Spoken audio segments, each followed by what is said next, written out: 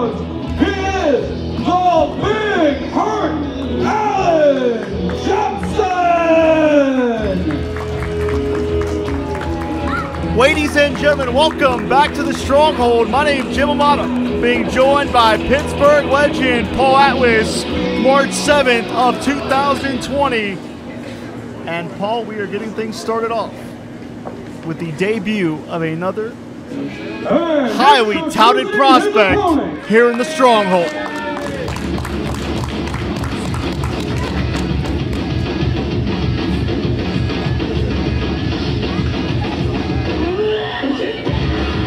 From Pittsburgh, Pennsylvania, weighing in tonight at 170 pounds, he is unbreakable, Shawn! Western Pennsylvania weather is freezing outside, but you can quite literally feel the heat in the Stronghold. Paul, the dynamic Firebird, is in the building.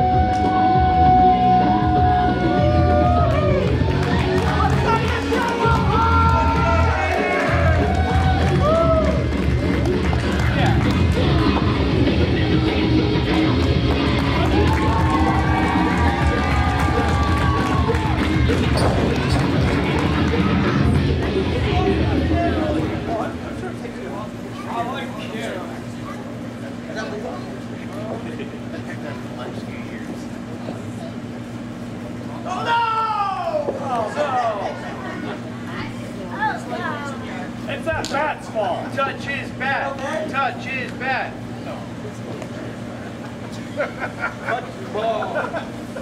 Allan Jepsen making his debut here, Paul. Opening bell for Ryse. Hashtag something to fear. This young man out of Vancouver, Canada, is a real rugged, gritty athlete. Paul, I'm going to ask you, not only the long trip he had to make here to Connellsville, Pennsylvania, do you think what's the strategy for an athlete making their debut in a brand new promotion? Well, obviously he wants to put his best foot forward here, and let me just say, Vancouver, Canada, right here in the house at the Stronghold. This just shows you Ryse Pro Wrestling is the place to be when it comes to pro wrestling. Beautiful nip-up arm drag by the Firebird. Into the Rana, nicely done, and the Canadian athlete will have to deal with the agility and speed that Shawn Phoenix brings to the ring. Yeah, looking by the size here of Jepsen, I don't think he's going to be able to out-quick Shawn Phoenix, that's for sure. He's going to be throwing sliders, not fastballs, that's for sure. Speaking of which, Paul, you think this debuting young man is a fan of the Astros? Oh, the Asterix.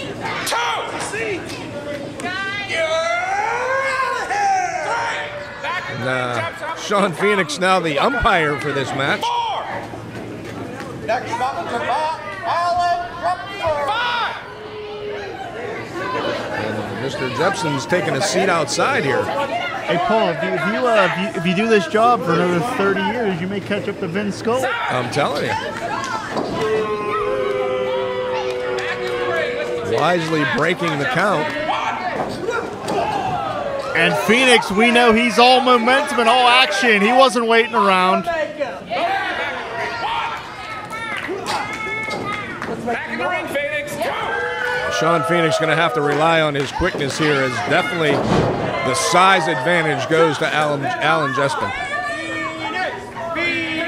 Well, this guy is a big, rugged athlete, and Phoenix is certainly going to have to stick and move, which is what you're seeing right here, able to keep the bigger man off balance, off his feet.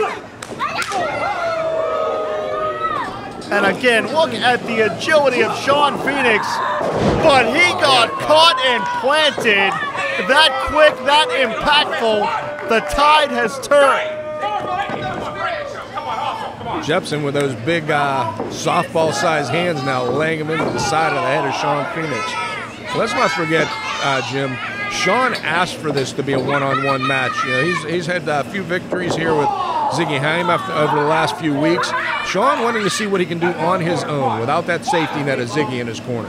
And to your point, Paul, it has been nearly a year and a half since Shawn Phoenix has had a singles matchup here in Ryse. Of course, that life-threatening injury sidelined him for an extended period of time. As you see Jepsen using that weight. And Paul, you were primarily a tag team wrestler. How did you transition back into singles action after an extended time in the tag ranks? Well, obviously, you're going to watch. The first thing you're going to watch for is your win, because you're used to tagging after that partner. When you're in there by yourself, it's all on you. And Phoenix got planted. That's not going to help his cardio. Not at all. And neither will that, as the big man got up for the senton. The big hurt laying some big bombs here right now on Shawn. Shoulders down. Phoenix got that left shoulder up.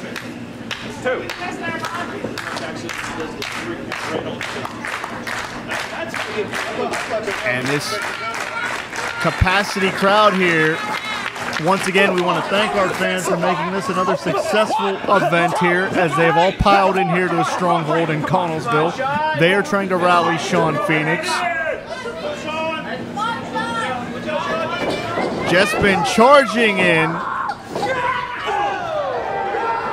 And Phoenix once again able to stick and move, sticking to the game plan. And the Firebird is fired up.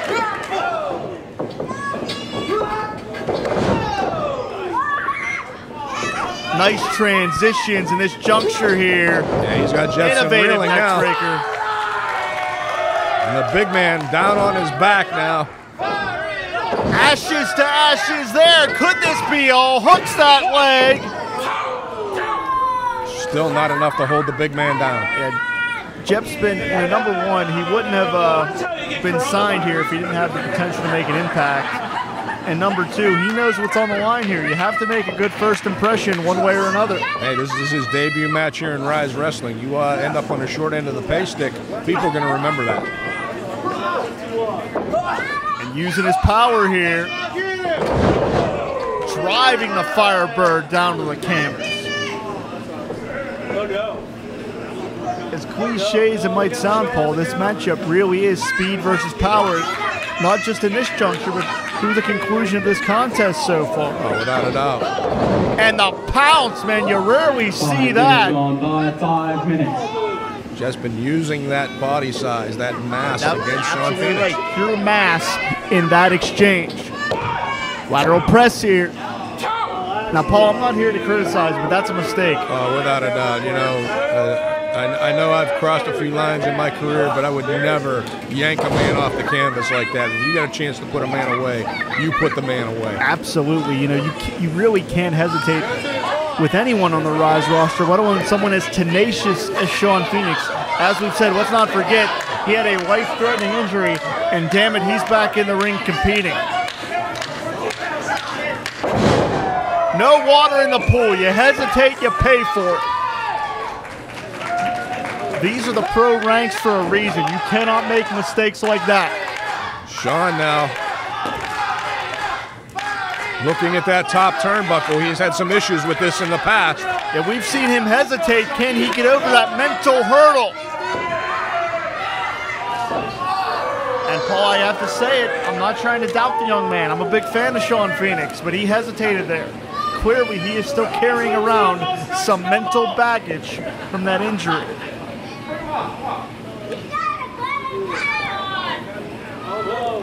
Precarious spot here. Jepsen got him hooked up here.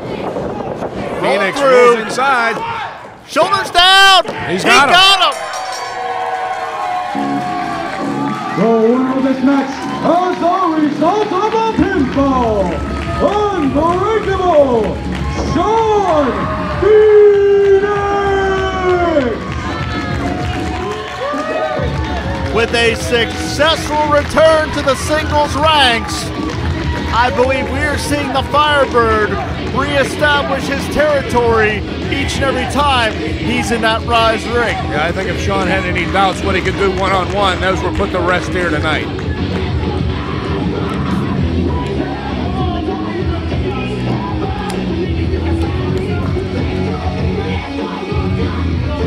Phoenix extending a hand, and they debuting young man from Vancouver, Canada, with a show of respect.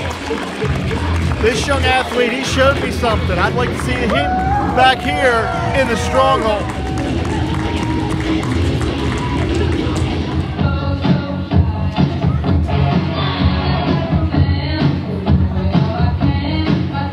Introducing first, from the Ramble, weighing in tonight at 193 pounds, this is the Hotness, Troy Lord.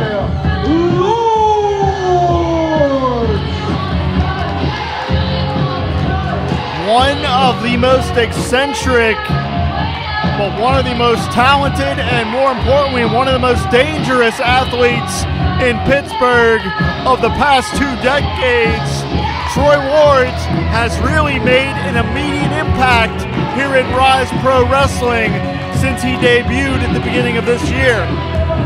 He's choked out Lewis, he's choked out Drake Braddock, but he has an entirely different equation to try to solve tonight.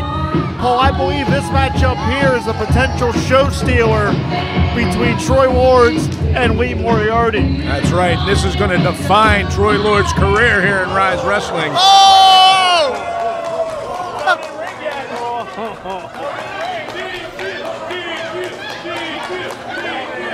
I believe George Ross is going to put in a workman's comp claim for that one. And introducing his opponent,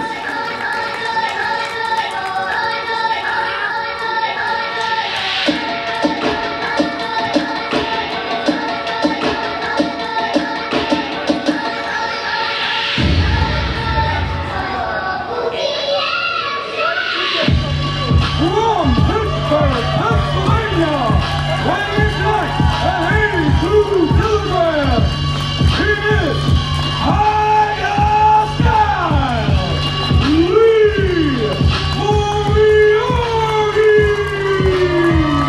He was the very first Ryse Grand Champion.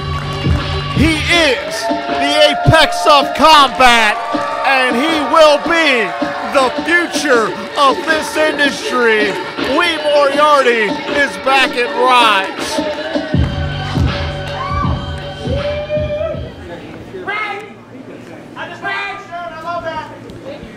And before we get underway here, we certainly want to thank IndyWrestling.us and the Indie Wrestling Network for providing this broadcast for us, Paul.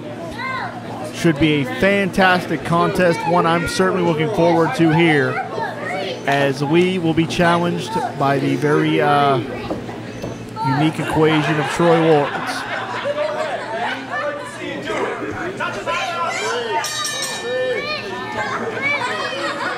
And Paul, we've seen Lee have to deal with the Grindhouse in recent months. As a 25-year pro yourself and 30 years in the business, how does the young Moriarty deal with the very bizarre nature of Troy Ward? Well, he's going to have to look through that, because behind that facade, behind that bizarre eccentricities, Troy Lords is a dangerous, dangerous competitor. Absolutely. Troy Wards has a PhD in mind games and a master's degree in map mechanics, and you're seeing that right here. Believe me, Troy is actually a former tag team partner of myself. I know how this guy's mind works. He's always thinking 5 moves ahead. That's what we're seeing here. Able to transition out, but maintains control of the ankle.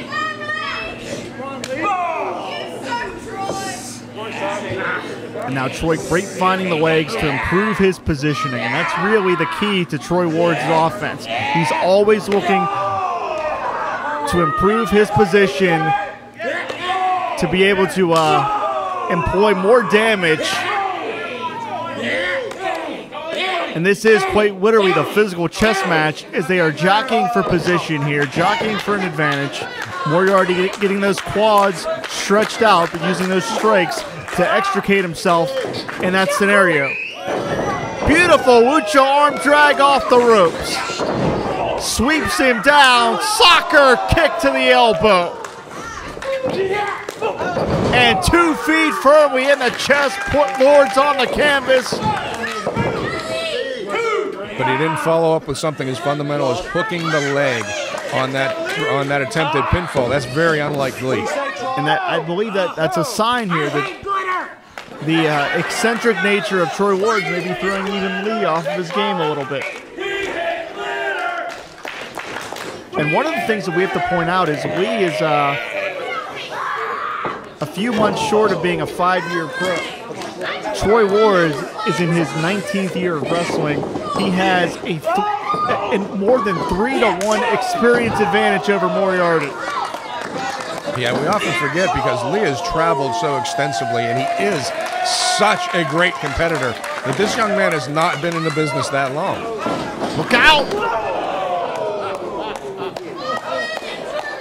And there's that experience advantage coming into play. As it is here, that's a sign of a true veteran because he exploited the positioning of Lee Moriarty completely.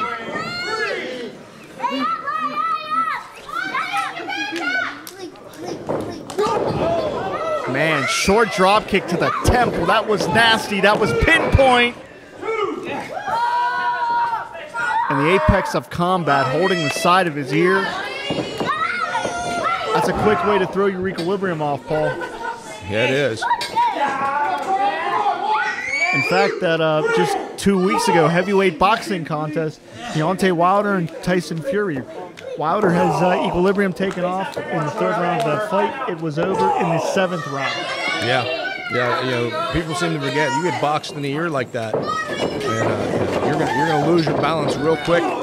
Troy Lords, he's gonna take complete advantage of this situation right now. And misdirection blindsides Moriarty in the corner there. Diving knee strike. Again, Troy, a sign of a true veteran, maximizing the position of his opponent.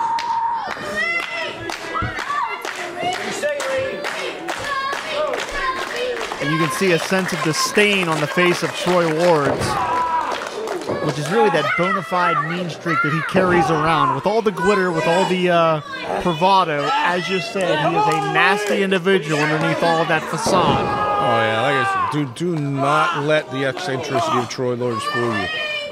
He's standing senton to the arm. I've never seen something like that.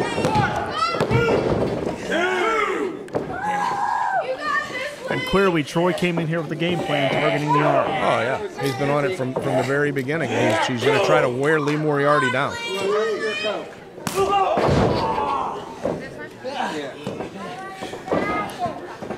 So physical as Wards as well. And notice he used the strike to get Lee down to the canvas and now employing the submission on the canvas. All right, he's driving all his weight into that arm. Moriarty rolls through to try to neutralize some of that pressure. 5 minutes gone by, 5 minutes. And listen to these shots. Oh, man. Wow, you could just hear the smack of flesh. Troy got starched on the ropes. Moriarty drew him in and landed another shot with the back elbow. Lee has Troy reeling here, but how much does he have left to follow up? You can see he's trying to shake some feeling back into that arm. Turnabout, fair play, double stomp back to the elbow. That arm is obviously a problem right now. Is he going to be able to hook on that armbar submission with that arm being damaged the way it is? And what a scenario this is. Both athletes favoring the arm. It may come down to who wants to gut through the paint. Troy Ward's the man that wrestled some 25 minutes with a broken wrist. I don't know if Troy's going to give it up, but he may be down for the count here.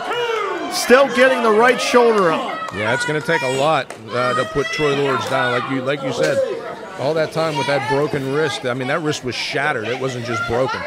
It just shows you the pain threshold that Troy Lords has. Diving uppercut in the corner. And Moriarty is rolling. This is his wheelhouse here. Look out here, though, Troy. Kind of hook him up for a backslide. And feet on the ropes. Really able to roll out of there before. Oh, wow. Man, whiplash, his neck ricocheting off the buckles. And Paul, I believe this matchup right here is living up to the hype as another diving European uppercut sandwiches Troy. We knew going into this that these two guys were going to leave it all on the line, and they have not disappointed. This is Ryse Pro Wrestling. Two high-caliber athletes giving you everything they have in a wrestling contest. And this is only our second contest of the night. Lee hooks up Troy. Troy counters out. Brain buster absolutely spikes Lee. This has to be it here. Lee just out the back door at the last possible minute. Inches away from a conclusion, and it took Lee just inches to get off of that canvas. You want to talk about an evenly matched contest. You want to talk about high caliber competition.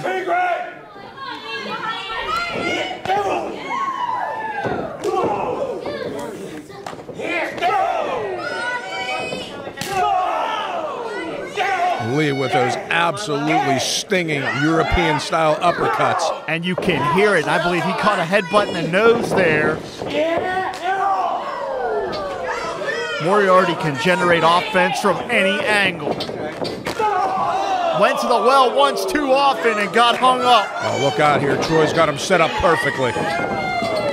Diving German, and Lee got dropped on his neck. How many times have we seen Troy Lords execute that move to perfection? That was uncomfortable to watch, and Moriarty may not be aware that he's in Connellsville, Pennsylvania right now. Going to the top here. He's going to fly. Gonna take a swing. Takes a chance. Dynamite Kid style headbutt right there. Using his own head as a weapon, willing to take the chance. Cover here.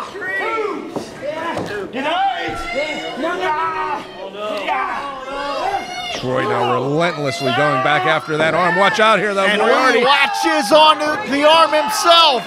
Lee wrenching and twisting, trying to contort the arm and the elbow joint. Still shaking out that arm of his own, though. He can't get full pressure on. Correct. He can't lock his fingers. He can't have the grip. Oh, wait a minute. Troy just caught the referee in the eye, I believe. And I don't think that was incidental contact. Not at all. But Troy tapped out. But the ref did not see it. Like I said, Troy Lords caught him right square in the eye. And Lee's asking what's going on here. Wait a minute, what's going on here? It's somebody in a mask. Who the hell is this? And what are they doing to Moriarty? That's the Tiger Driver. That's Lee's signature maneuver. Who in the world? What in the world just transpired here? And that guy just hit the back door. He's out of here. And now Lords locking in the submission, but it's just irrelevant. Moriarty's already out. That is the same maneuver that Troy choked out Lewis and Drake Braddock. Submission. The hotness. Troy. But it was completely irrelevant, Jim. When he locked it on, Lee was already knocked out. Well, who the hell was that in the match? And what was that all about?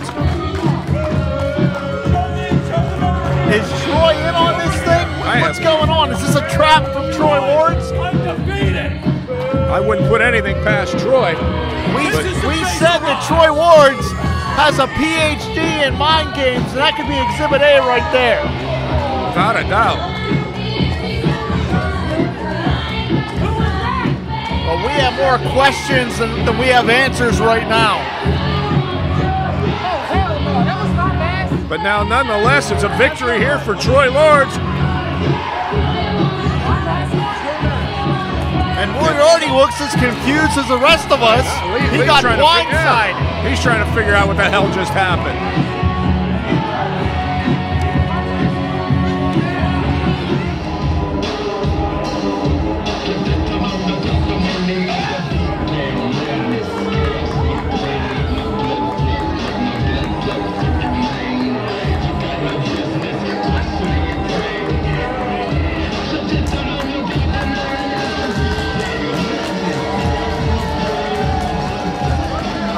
I'm going to ask you to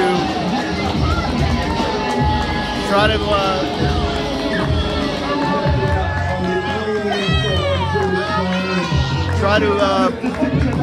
listen, don't do anything that's going to get you.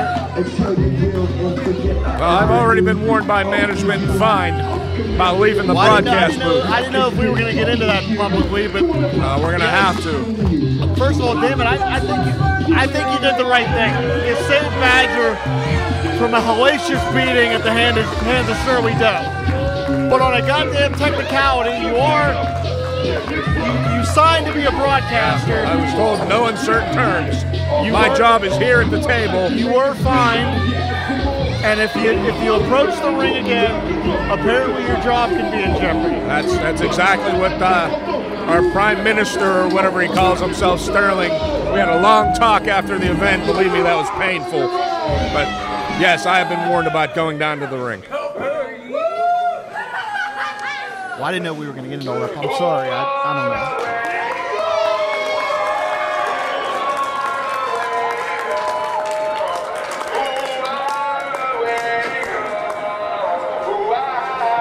The perfect combination of size, speed, power, and agility.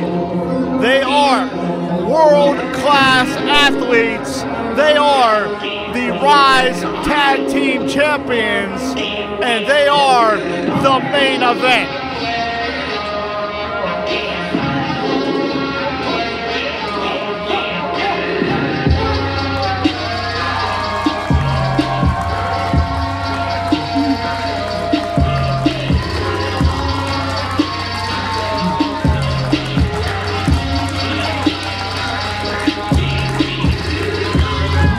The Twin Towers themselves, the metahuman Duke Davis, the Pro Wrestling All-Star, Ganon Jones Jr., ladies and gentlemen, the main.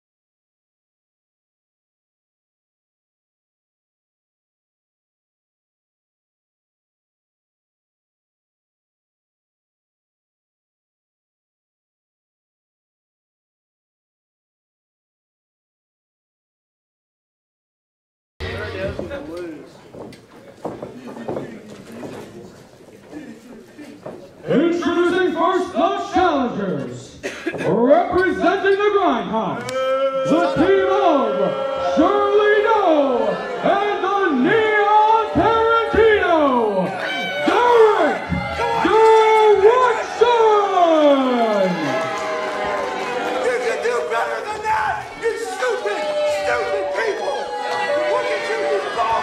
What a vile individual Shirley Doe is, and what a sleazeball Derek Direction is.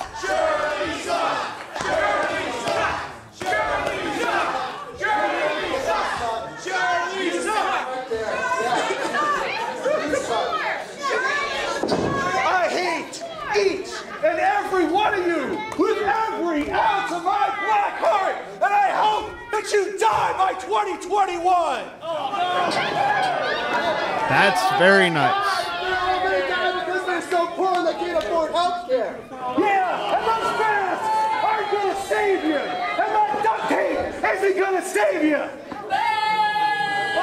Wash your hands, morons!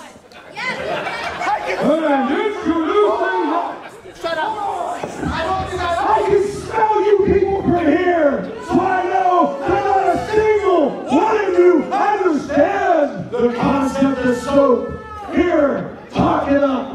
And introducing their opponents, a combined height of 12 feet 10 inches tall, the metahuman Duke Davis, the All-Star Ganon Jones Jr. They are the Ryse Tag Team Champions!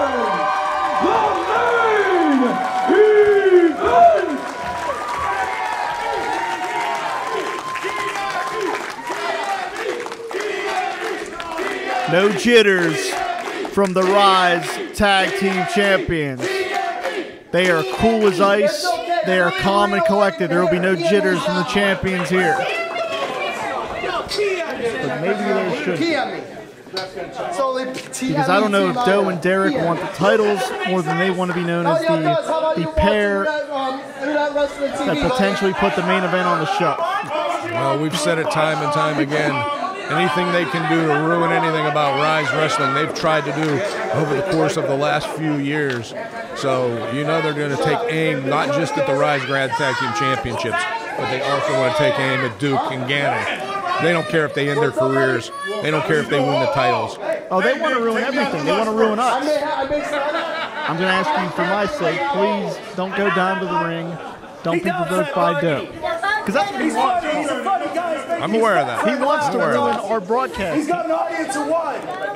And I've told you this is no wrestling hype, no wrestling hyperbole. You're the best goddamn broadcaster partner I've ever had, and I don't want that to be ruined by Shirley Doe. I refuse to let that happen. I appreciate that. I'm going to do everything I can to remain calm and collected here at the announce table. Do you realize Doe wants to infect and destroy every facet of Ryse Pro Wrestling? Oh, that's been his mission from day one. He's gone after our owner. He's gone after our owner's wife. He's gone after every aspect of this company.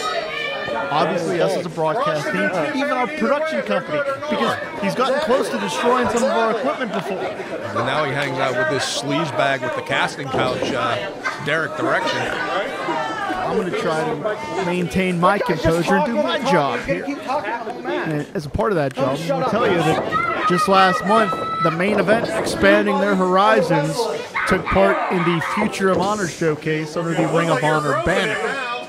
So that goes to show you that some of the brightest minds in the entire industry have definitely taken notice of the physical gifts and the talent of the main event. Oh, make no mistake about it, the main event is on everybody's radar in this business. And how can they not be? Look at these two guys. They are the perfect athletes. Size, speed, agility, quickness. They've got it all.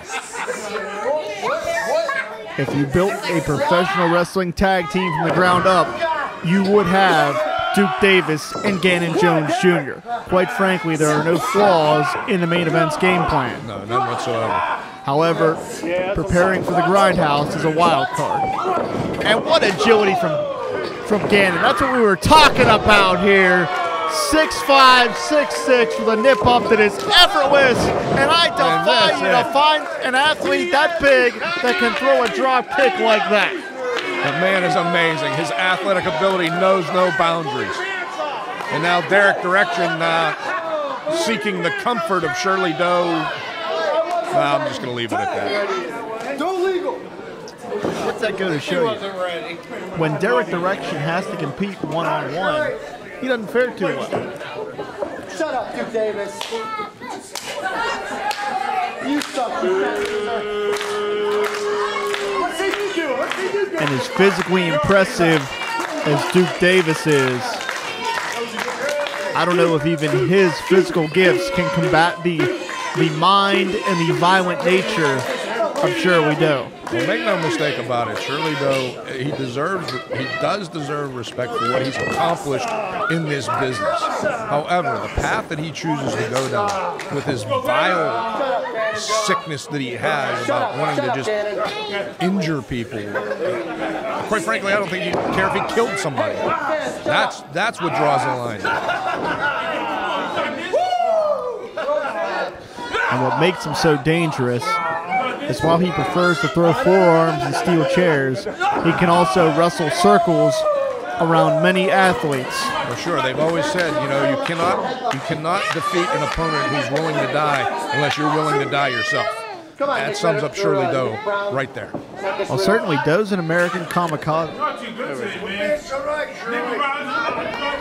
And you can see even Duke, being as ultra confident as he is, taking a moment to process this puzzle that is Doe. Duke trying to use his height advantage for some extra leverage here and applies it effectively, able to move Doe back into the corner.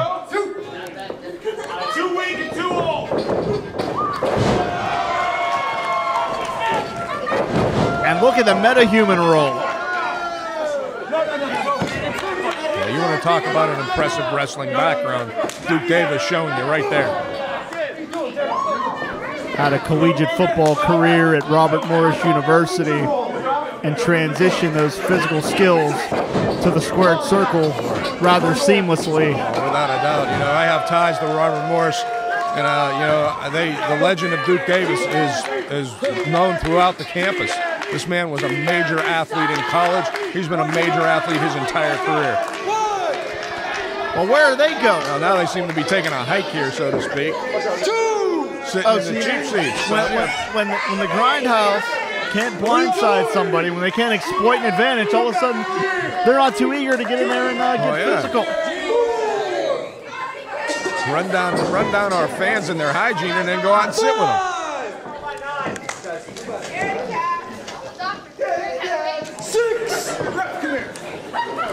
I want this kid with the popcorn kicked out of the building. And Paul, I hate to say this, but I have to ask. With the ruling class in a handicap match against Tony Johnson tonight for the Ryse Grand Championship, do you think it's possible that our fearless leader, Jim Sterling, is trying to stack the deck against Ganon and Duke because they are obviously members of the main event with Tony Johnson himself? Sure, of course they're trying to stack the deck. Like you said, it's the main event.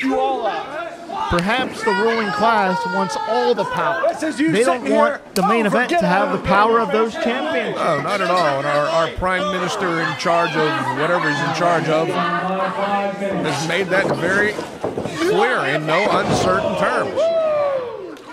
And as much as it pains me to say it, it hurts me right in the middle of my sternum. Derek Direction with some impressive elevation on that elbow drop.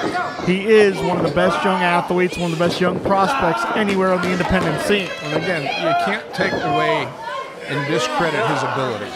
You can't do that. His attitude, his demeanor, the way he approaches things, yeah, I got a problem with that. But again, as an athlete, he's one of the best.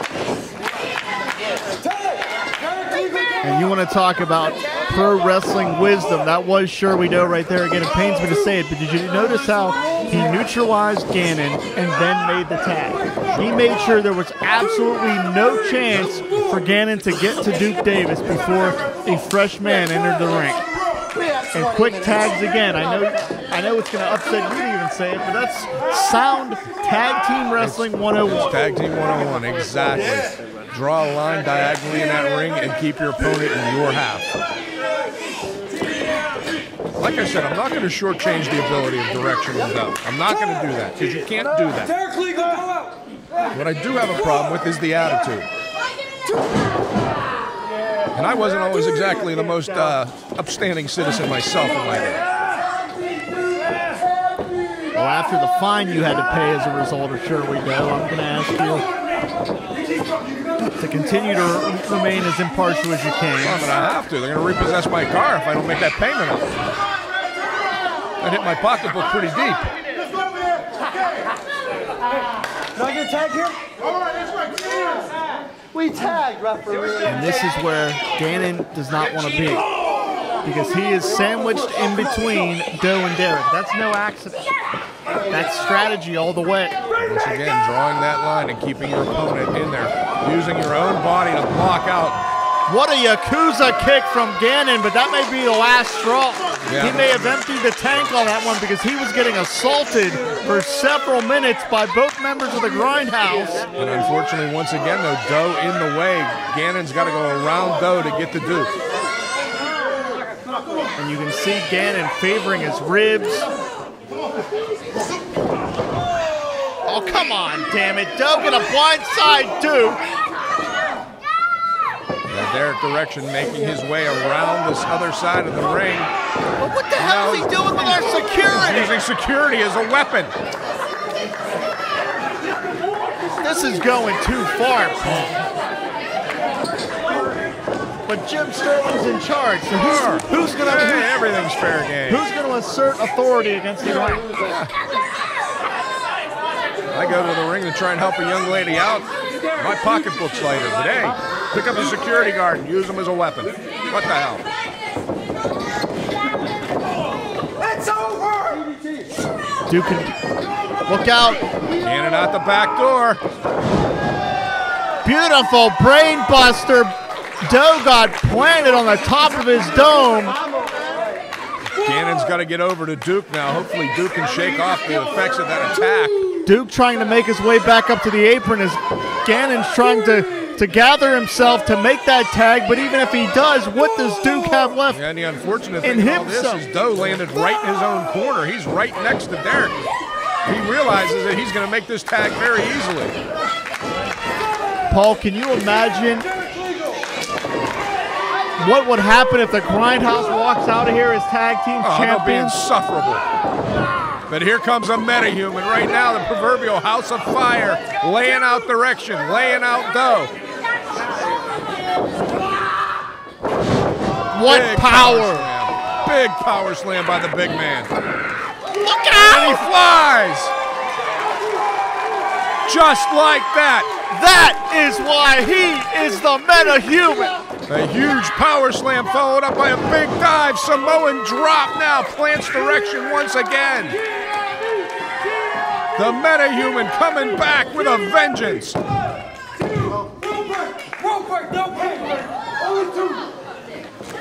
And there's that ring generalship of Derek Direction, knowing exactly where he is in that ring. Yeah, you got to give the devil his due. Look out. Duke doesn't see Doe. He does now. Here comes Ganon. And this thing is really breaking down, Paul. All four athletes in the ring. Yeah, our referee has lost complete control of this one at this point.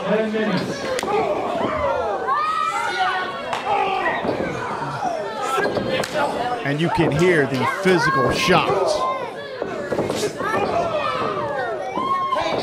And it's really breaking down. Yeah, our referee's showing a lot of leniency here, letting all four men in the ring at one time. Derek Direction seeing stars after that boot. Paul, I'm not even sure who's legal. This thing's getting so crazy. I've completely lost track. Doe with a finger to the eye of Duke Davis. And what a driving power slam. But the Celtic cross from Derek. Yeah, but look out behind you, guy. Watch out, kid.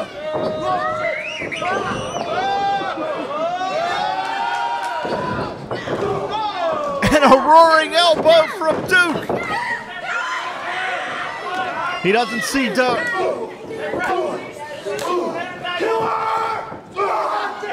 Turnabout fair play. Good night.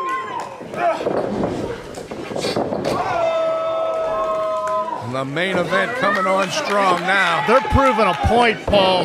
They're proving a point. Moonsault! He didn't get it all, but he got enough of it. Ah, damn it.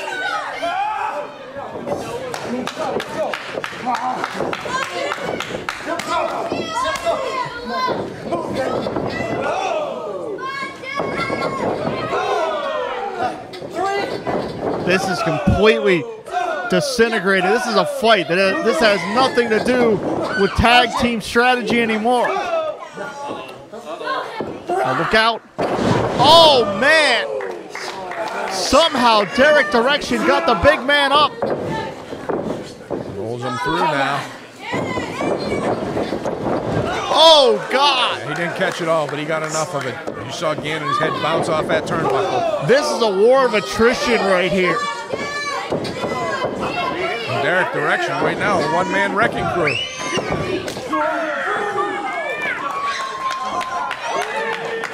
And where is Doe?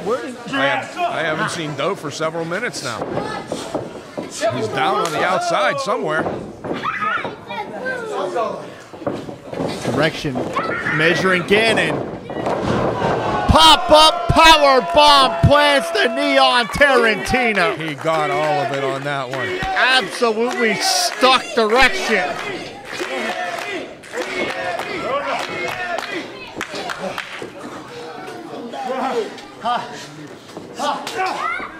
Let's bring it back inside.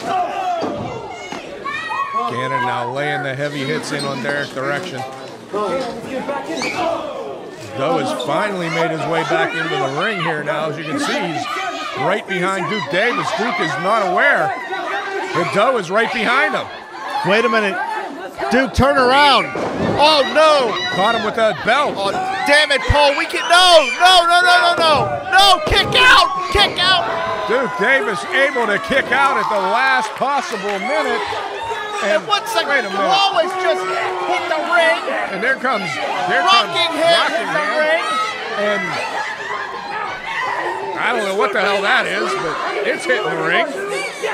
What the hell is going on here? The ruling class is down here. Damn it, they're going to steal these titles, Paul. I mean, I don't know what is going on. Ganon's down here beside us. He's completely almost out of it right now. Duke is all alone in there with the ruling class and Shirley Doe. What the hell is going on? Powder in the eyes, miscue by Doe in the ruling class. Ganon trying to get himself back together out here as much as he can. Doe is blind and I don't give a damn. Direction he took to the Highlands, he's completely out of here.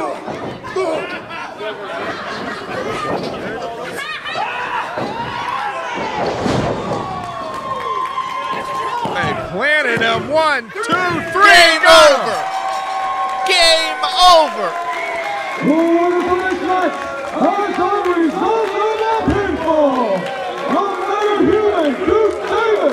The All-Star Ganon Jones Jr.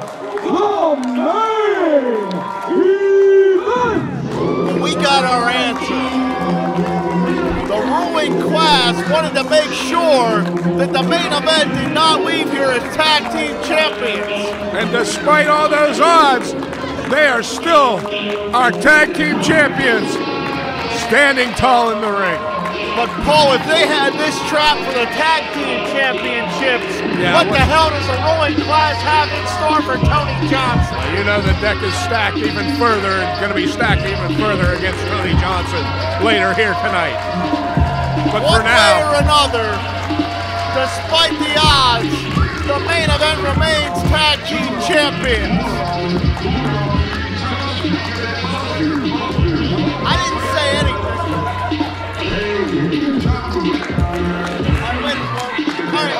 Don't get out of here. That's a tragedy. you just keep walking, pal. Still, Ryse tag team champions, the main event. You okay? I'm all right. I'm fine.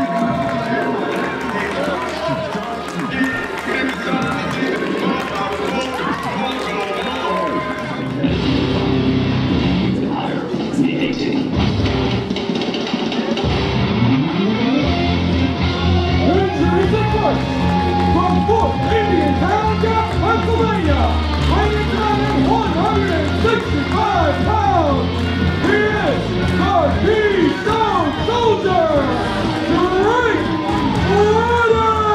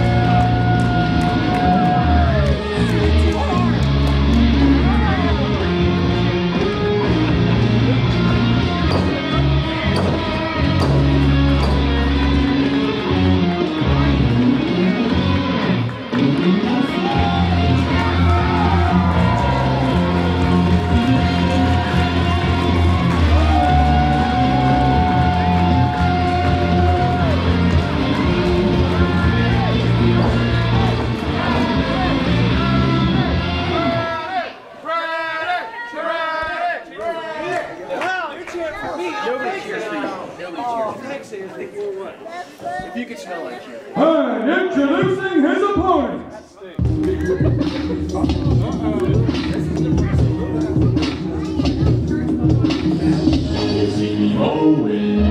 I know they're all thinking I'm so blind and their age is too under. From Texas, Massachusetts, weighing in at 165 pounds, he is the monthly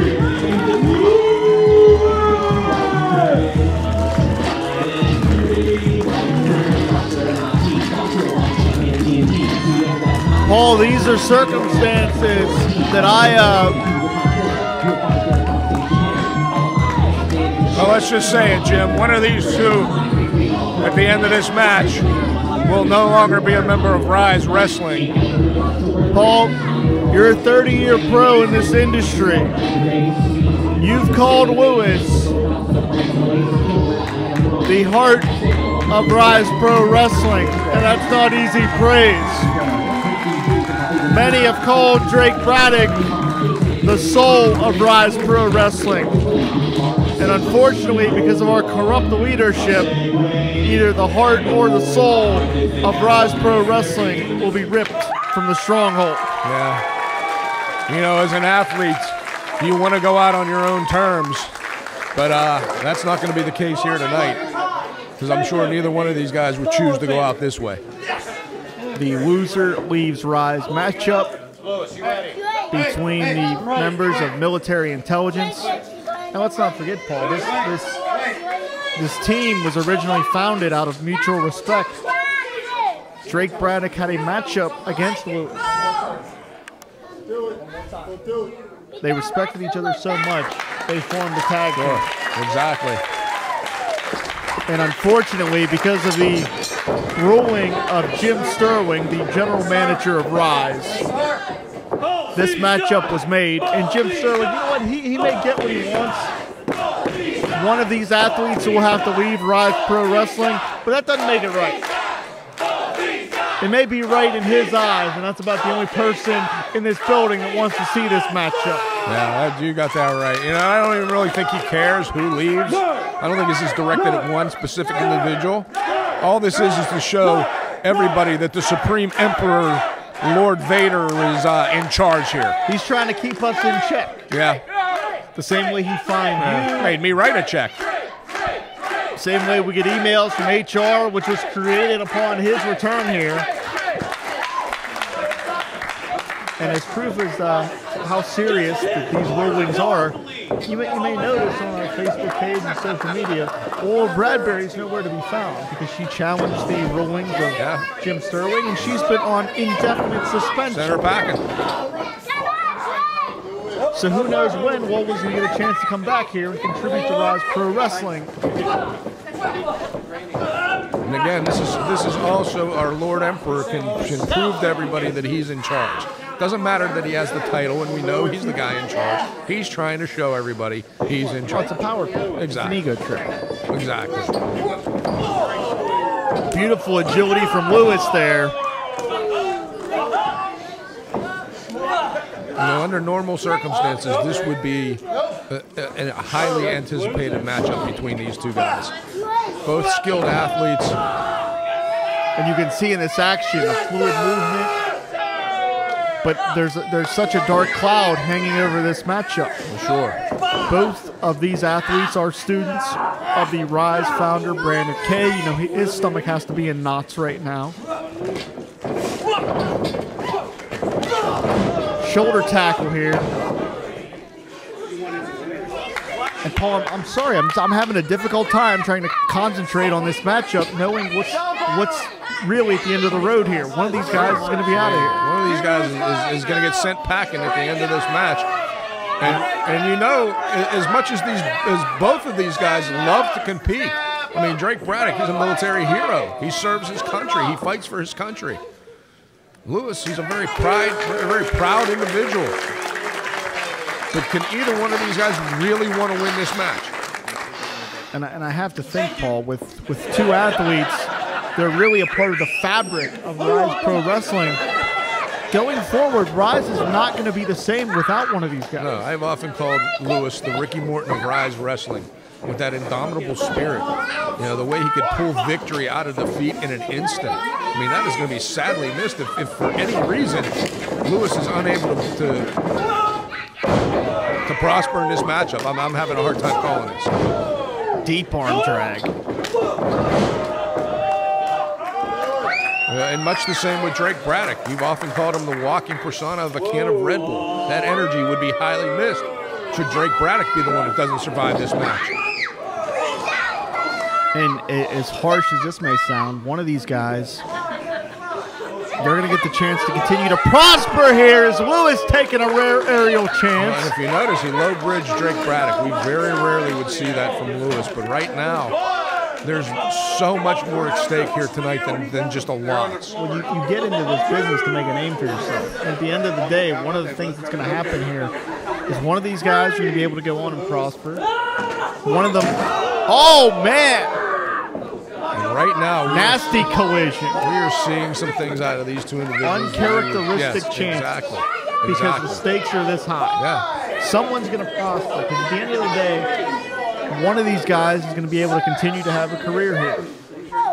And in this industry, a lot of times you're on your own. Sure. You make very few friends in this business. I learned that a long time ago. Your circle is very small and very tight. And when you do have somebody you can go down the road with like Drake and Lewis did, that's special in this business. Some vicious knees into the ribs by Drake. And I have to say, I think that's part of Sterling's edict here for this match. He couldn't stand the fact that these two guys are best friends, that they're running buddies.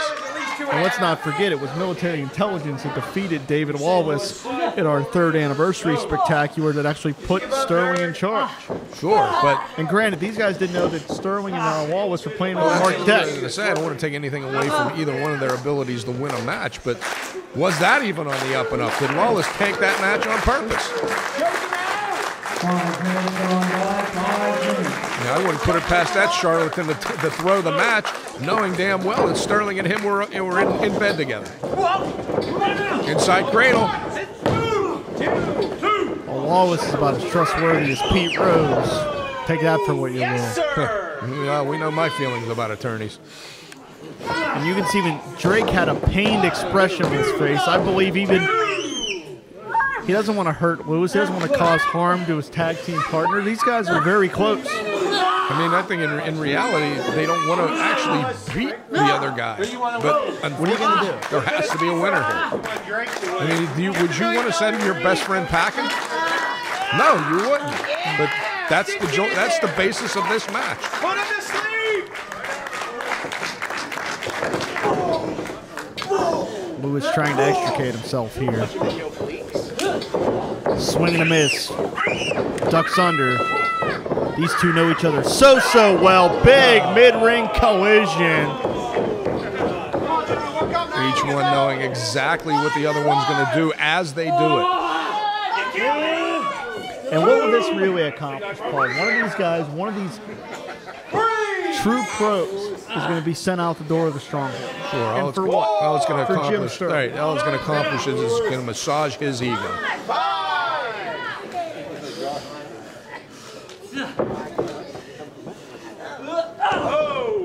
And again, I'm sorry, but it's hard for me to call this in the context of just a wrestling match when we know what's on the line here. Ryse is not going to be the same without Drake Braddock. No, it won't be the same without Lewis. Oh, man, big shot. Jumping knee caught Lewis right on the chin. Lewis may be on autopilot. He could be on Dream Street right here. Drake with that hand-to-hand combat technique. Yes, sir! Drake psyching himself up, and that may be his way to deal with this grim stipulation. Sure, he knows that each and every strike not only is weakening Lewis, but is also that much closer to sending his best friend packing. And is that enough? Drake shoots the half, hooks the leg. And you can see the combination of frustration and disappointment because Drake knows he's going to have to continue to punish his tag team partner. Lewis avoids the contact. And this could be Lewis's chance. He's trying to fire back here. Diving back elbow. He caught Drake firmly on the chin with that.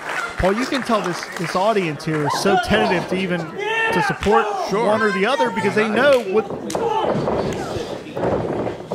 this whole thing is just sad. Hooks the leg. Drake gets that left shoulder up and thus saves his Ryse career for the moment. And again, that same combination of frustration and disappointment etched on the face of Lewis at this point. Neither man really wants to continue, but they know they have to. Lewis went for the code breaker. Yeah, but Drake shrugs him off. I believe that's a submission here. A version of a triangle choke. Lewis trying to lock it in. Drake Braddock could tap away his Ryse career here.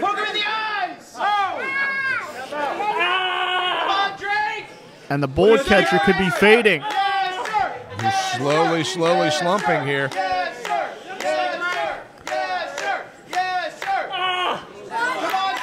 Drake doing everything he can to try to just stay conscious, let alone find a way out of this maneuver. Oh man, what power, what core strength. Oh, look out. Going for a sharpshooter here. And now the table has tilted. It's Lewis's turn to try to fight out of it. Wait a minute. Jim Sterling is out here grinning like a Cheshire cat. And what is this thing he's got coming down with him? What is this, like mini-me out here now?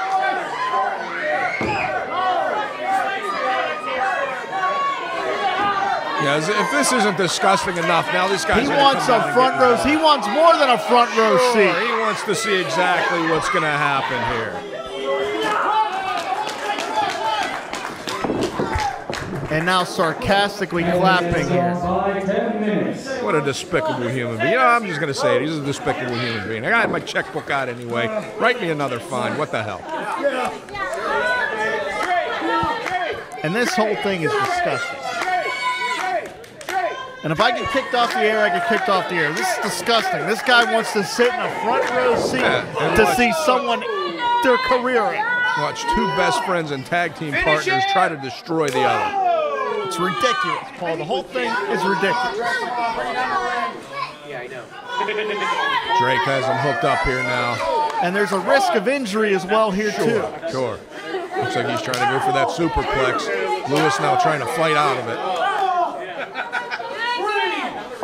Oh, no. Lewis tries to slide out the back door. He's got Drake up now. Liger bomb out of the corner. No. Wow, that was close. That was close. You cannot get much closer than that. Drake just barely saving his Ryse career.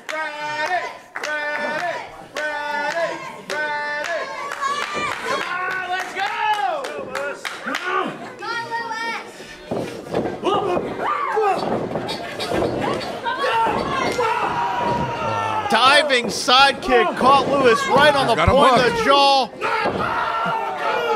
And that time, inches away from Lewis being pinned. Yes, sir.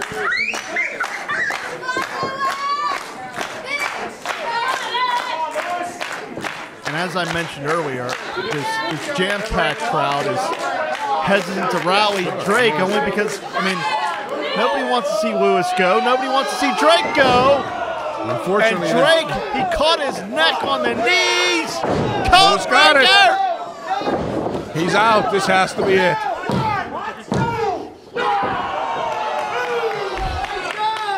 You know, Paul, I breathe a sigh of relief, but then I get that sickening feeling knowing that the conclusion is inevitable here one way or another. I mean, unfortunately, we're going to have to announce that one of these guys is done in Ryse Wrestling. And look at our Supreme Emperor and King just sitting down there gloating.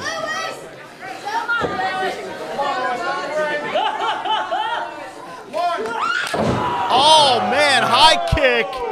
He just caught Lewis got hit in the temple and again to the side of the head. Lewis is out. I think Lewis is out. What do you say, Lewis? Come on, Drake! And Drake doesn't know what to do here. He knows. I think he knows Lewis is out. Drake is conflicted, but he's hesitant here. But he knows the inevitable has to happen. He knows one of them has to win this match. But he really does not want to continue right now. And look at the anguish on the face of Drake Braddock. And Lewis is really Lewis rocked is on here. Dream Street, Paul. Maybe a matter of time, but can Drake Braddock? One more time. He with can that deliver the shot. 1, 2, 3. It's over. The winner of this match, as the result of a pinfall, the Keystone Soldier, Drake Braddock. And Paul, with that 3 count, we have seen the final bell on the career of Lewis. Incredible. The heart of Ryse Pro Wrestling, and Drake looks like he's in tears here. And, well, hold on. You knew this was coming. Don't give this guy the mic.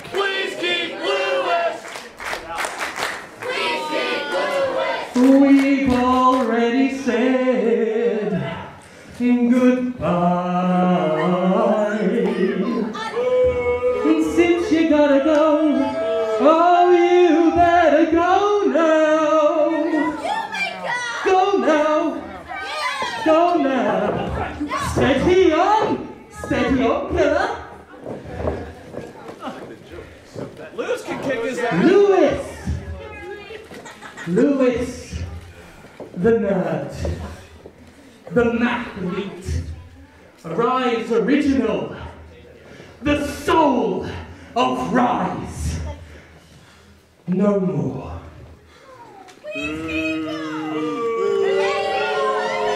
Lewis, it is my duty to inform you that you are no longer a member of the Ryse roster.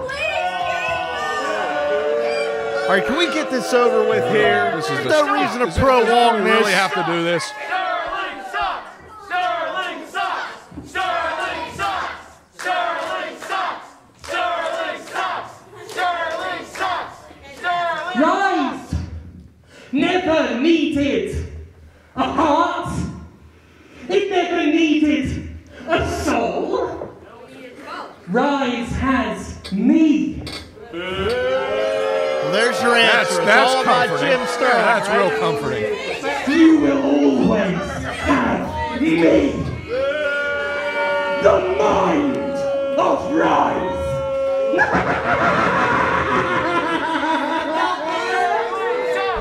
Oh, is this guy full of himself? This is a damn shame. That's what this is. I wasn't lying, Lewis, when I said I liked you guys. But you got in my way. And I'm a petty man. That's an understatement. Potato. You're a petty potato. Patty potato! Patty potato! Jim Sterling may be the Nixon of pro wrestling. I'll tell you that. Corruption at its highest level. Yeah, he's not a crook. Patty potato! Patty potato! Patty potato! Get to the point, you piece of ass. Yeah! Get to the point. Lewis, the nerd, is gone. And he's never coming back.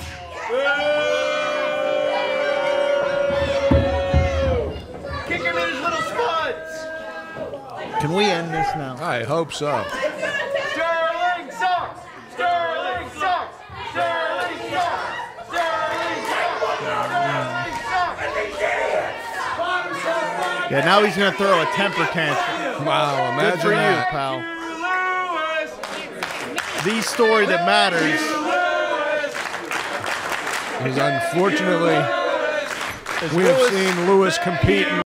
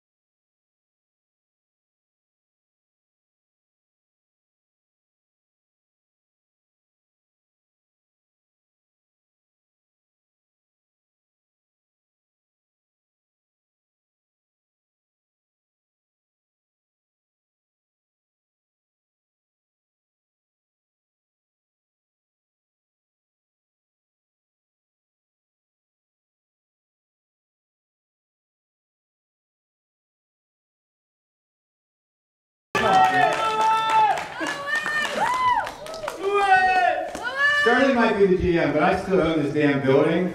And for Lewis, you're going to be here all the time with his face out on that wall until the day you come back. Because I want you to come back, and we're going to get you back someday. But until that day comes,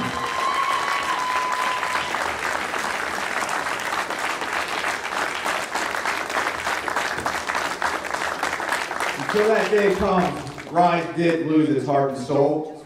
I'm losing a brother. And shit. You must be now. Sorry.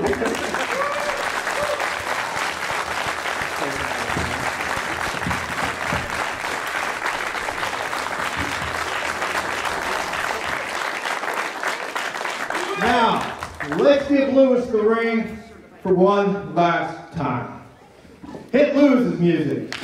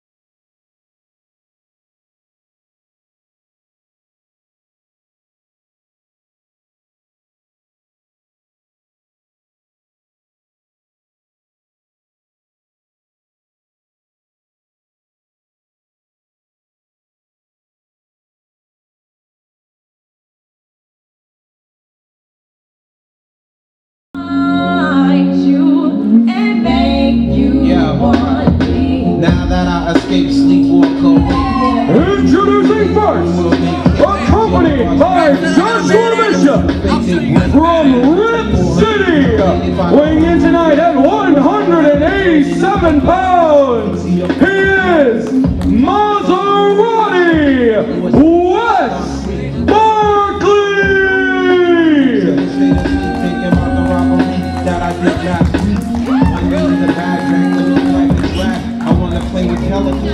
We're here for the second half of Ryse Pro Wrestling, and what the hell are you doing out here? I do what I want because I'm the director of professional wrestling, Lamana, and I want to come and watch my boy, WES, Wes Barkley, take out Jinx, Ziggy Haim, whatever her name is. Well, second half of Ryse Pro Wrestling, March 7th of 2020. My name's Jim Amato, joined by Paul Atlas and Derek Direction. Again, Paul, I'm sorry, but I tell you to try to restrain yourself. here's a little inside baseball. In WES, we're just hanging out with Scott Hall. Razor Ramon Lamada, if you don't know who that is. And Razor told us that Wes Barkley should come out to this theme music. This was his ECW theme music. And it's also the WCW house show music, so don't try to out inside baseball me, pal. NWO B-Team house show theme music.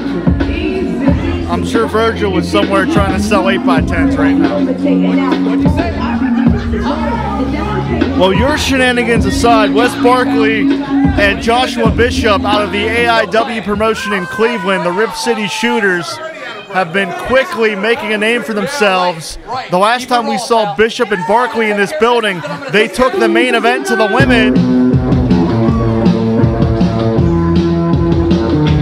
And as much as Ziggy Haim... Introducing his opponent from Steamboat Springs, Colorado, standing at 4 feet 11 inches tall, the Starman, Ziggy Haim!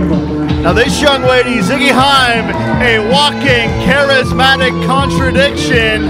You also have some history with her. Me and Ziggy go way back. Just recently, she may have found herself on the Neon Tarantino's casting couch as she made her AIW debut, managing yours truly. Must have been hard up for rent money that month. Hold on. Hold on. Turn the mic on. Hold on. Learn how to use it. Hold on. Here's the deal. It's not on, pal. Here's the deal. On and off. Where's the ring announcer? Why can't you help me?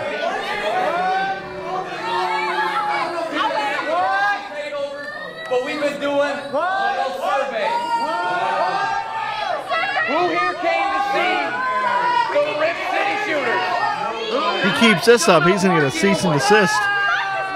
We're like bona fide members of the clique now. Okay. Who here came to see Ziggy Haim? Really? Sounds to me, one more for the Shooters. Why do you not have a microphone and no one's asking your opinion, pal? Yeah, we'll talk. All right. You want to talk about charisma. Wes Barkley is the definition of charisma. I can't even hear him, and I already You dislike happy him. now, pal? God Okay, damn now it. you're happy? Yeah, right. Another one for the shooter. Does this mean we got to do it All right, again? Ziggy. Take We two. can do this two ways. The easy way or the hard way. Easy way, you lay down, 1, 2, 3, no one gets hurt. How about that? Ziggy has never done that in her career. No. Wrong choice. Option 2, you go back where women belong, in the kitchen. Are you kidding me? Making sandwiches for the Rip City Shooters. Let me hear it. Look at that genetic freak, Joshua Bishop there. How's that sound? That sounds like a deal? Just so you know, she likes pastrami. One ride. How's that sound? Sounds He's like gassed up, ready to run it over. Good thing he's getting out of there. Funny fact. Is that why they call him a shooter? Oh my God. And I think Wes got his answer.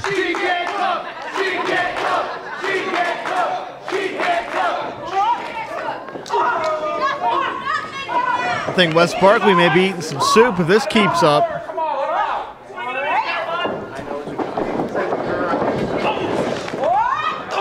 Now, Derek, since you're out here, I wish I had one of those surgical masks because I don't want to catch anything that you have. But while you're out here, give us some background on Wes Barkley as far as his singles career so far in his formative years of wrestling. Wes Barkley, he debuted 2 years ago. In AIW, he predominantly is a manager to Joshua Bishop, and he's currently in a feud with ECW legend Bill Alfonso. I think Alfonso has a bigger mouth than you do, and that's a hell of an accomplishment. It looks like Rip City's leaving. I think they've had enough of Ziggy Haim. I don't think Wes Barkley was ready for quite the fight that Ziggy brings to the table. Here comes Ziggy. Ooh. Oh, man. Maybe not. She suckered him in, telegraphed it there. Now, what's Bishop doing? To the swole of her back.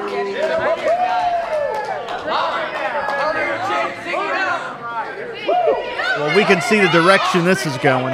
No pun intended since you're out here. Look at this. Breaking her back. And this has nothing to do with gender roles. It's a matter of physics. Ziggy Haim is about 5 feet tall and about 110 pounds. She is physically overmatched by Wes Barkley. And yet his running buddy had to get involved so he can get the upper hand. Oh, there's no honor among thieves. They're a certified team. Now, since you're such a wrestling expert, was he doing the Fargo strut, the Flair strut, or the Barkley strut? Wesley Presley's dancing to the bank, LaMotta. Well, since there was somewhat of a Memphis reference in there, I'm assuming that would be a version of the Fargo strut.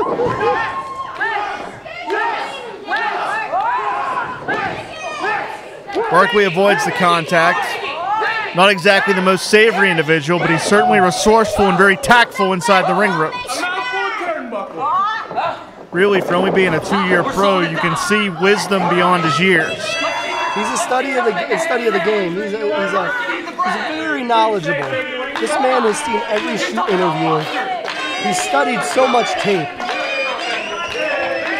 And Paul, if you can, since direction's going to be biased, when Barkley had Ziggy in that chin lock, making her carry his weight, how does that compress the breathing? How does that affect the cardio? Well, the fact right now here is that he's got an extreme weight advantage, obviously, over Ziggy Haim.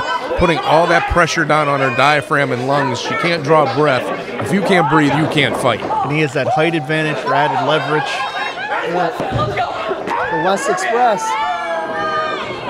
Oh, what? Look out, leverage maneuver, shoulders down. Some egg all over the face of Barkley after his rather misogynistic comments.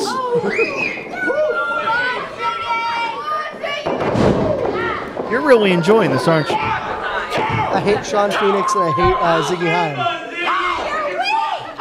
Except when she obviously visits the casting couch. You're disgusting. You are a walking virus. Now, Paul Atlas may not be able to... Which, by the way, I'm sure you're very happy to hear that he got fined for coming to the aid of the Badger last month. Oh, yeah, it's news to you, like you didn't know that. I had no idea, LaMotta. Yeah, you're about as innocent as OJ. I don't keep up on the dirt sheets. The indie board got shut down, so I don't know what's going on in Pittsburgh wrestling. Look out. This is what I'm talking about. Ziggy may be 5 feet tall, but damn it, her heart is as big as anybody. I love the determination. And how impressive is that it takes 2 guys to beat a young girl? How can Bishop be proud of himself? She's 5 foot nothing, 100 nothing, and 2 guys have to take her out.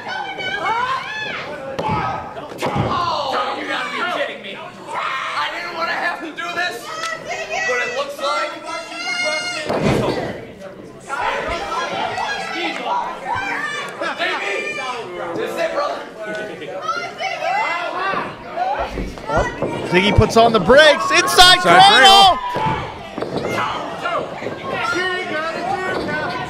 Oh, no. Crucifix. And again, it's just a matter of physics. He has too much of a size advantage. But she ain't going to give up, Paul.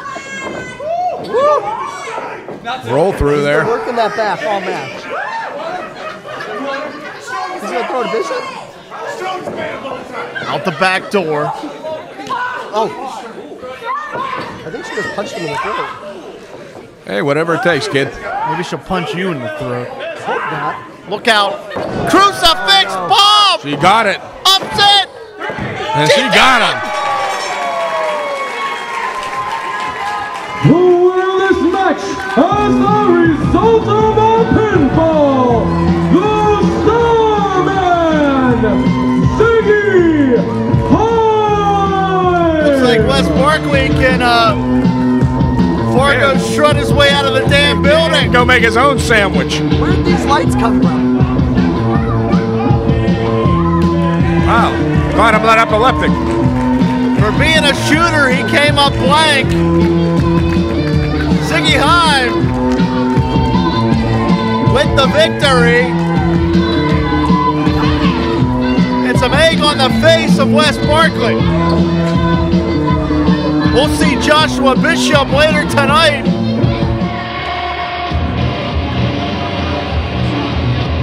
Introducing first, on the main stage, standing at 6 feet tall, this is Scarlett!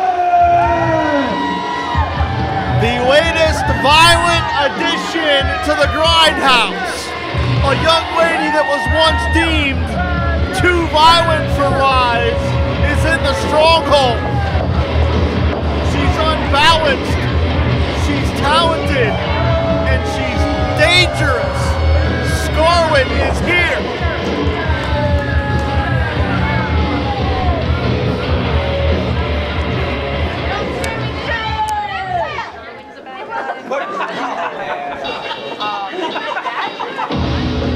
And introducing her opponent.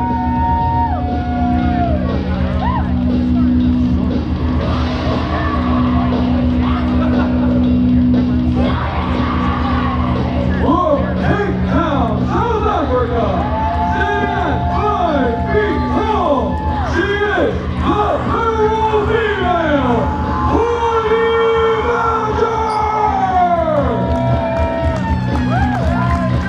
This young lady is on a warpath. She wants each and every member of the Grindhouse. No one in the history of Ryse could put down Christian Noir, perhaps the sickest member of the sickest stable in Ryse. But the Badger did it. She put Noir on the shelf. However, Scarlett was the understudy of Noir, and she was here seeking revenge for her mentor. Yeah, don't think she's here by accident. Shirley Doe knew exactly what he was doing bringing Scarlett here to Ryse Wrestling. Scarlett is a violent anomaly. She does.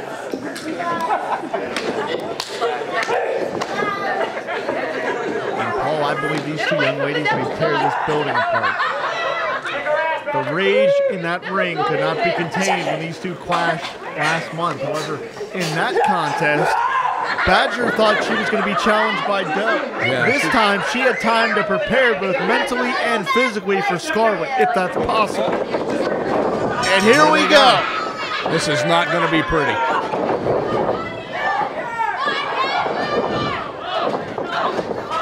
And this is a physical clash.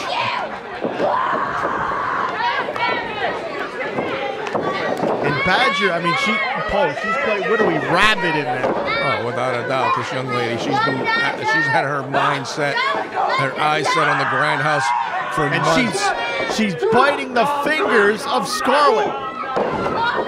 She's trying to gnaw on the flesh. Now let's go back to that Ryse Grindhouse battle in which they literally tried to end Badger's life.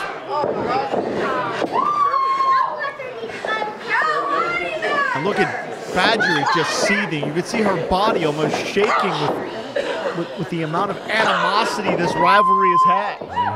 There's no two ways about that. Badger got caught. And to your point earlier, you know, Scarlett, she studied under Christian Noir, and again, it is not an accident that Shirley Doe happened to bring her to Ryse Wrestling. Look out. This is dangerous here. And Badger's head ricocheting off the canvas like a basketball. Yeah, she just drove her solidly into that canvas. It took a lot out of Badger. And look at the pleasure that Scarlett has etched on her face. She actually gets off on this stuff, Paul. She truly physically enjoys hurting other people. Well, this young lady is very dangerous. Don't be fooled at all by the fact that she seems a little bit unstable. She knows exactly what she's doing in that ring. And that's the problem. She's crazy, but she's crazy like a fox. Yeah, every Straight move, to the throat. Every That's move not is a calculated. coincidence. No, every move is calculated. Every strike is perfectly placed. she has some evil intentions behind those beautiful eyes. Make no mistake about it. But Honey Badger on the other side of that coin is probably one of the most dangerous females ever to compete in Ryse wrestling.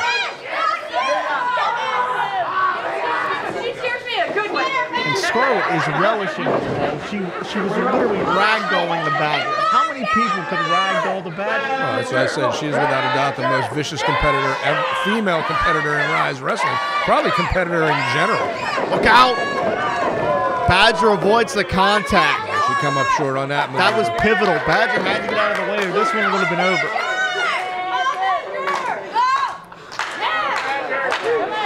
Scarlett is a walking wrecking machine. And Badger trying to use that low center of gravity. She's going to have to here if she wants to survive this matchup with Scarlett. She's going to have to dig deep. Let me hear you try!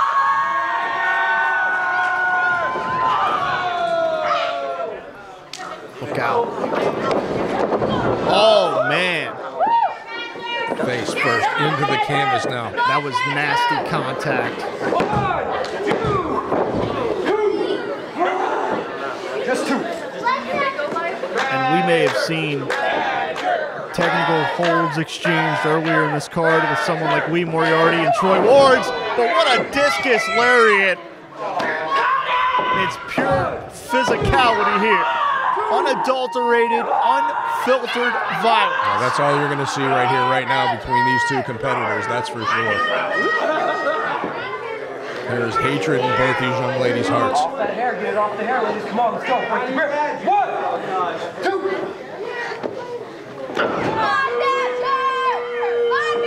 And did you notice the positioning of that strike to the back? It's to the spine. Well, she knew exactly what she was doing. Like I said before, every move is calculated by this young lady. She may seem maniacal and out of control, but she's not. Trust me. It's almost uncomfortable, the level of brutality that we're seeing here.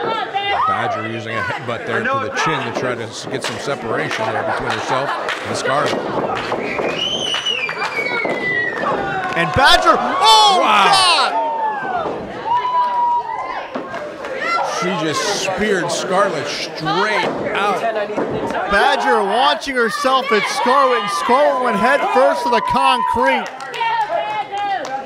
Well, there are no pads here at the Stronghold. That is concrete on the outside of that ring. And Scarlett just went straight down like a ton of bricks. Scarlett may be out of this one, Paul. Badger's going out after her, though. 3, 1. How is Scarlett standing?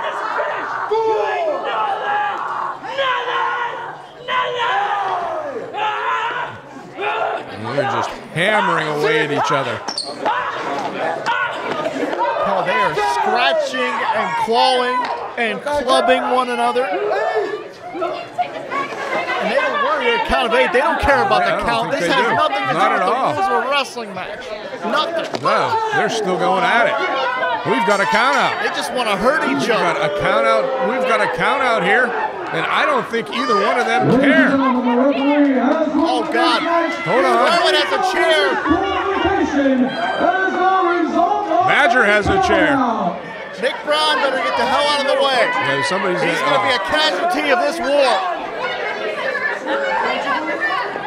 And we got dueling chairs.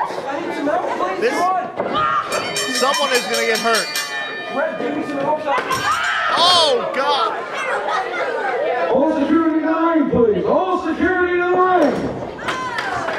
Nobody's going to want to come out here. We've got other referees coming down now. They're going to need the National Guard, Paul.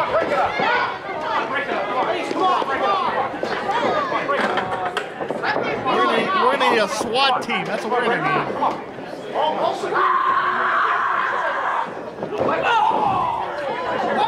Oh, wait. Scarlett's got a ref. Oh! He's out.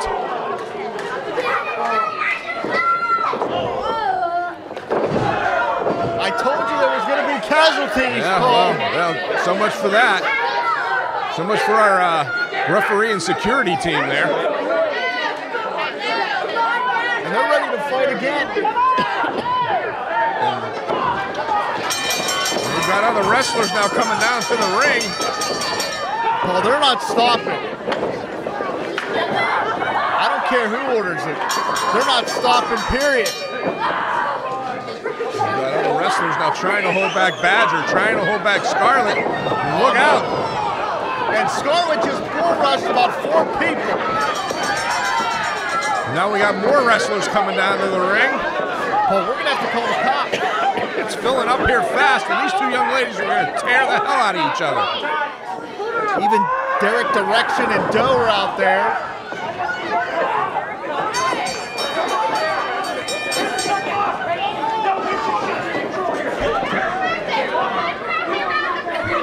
I think even Derek and Doe may realize that this is the severity of this situation.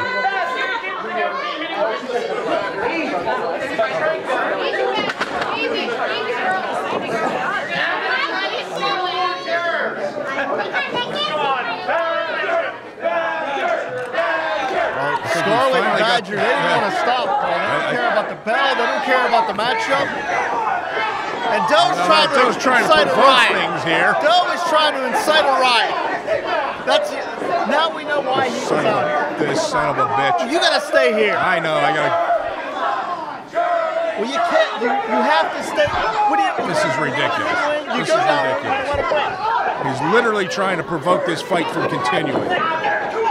Something needs to be done about that. He was looking out maybe for Scarlett's well-being. All Doe wanted to do was incite a damn riot here. And now Derek is attacking Lee. It's just a mess. I'm telling you, we need the cops.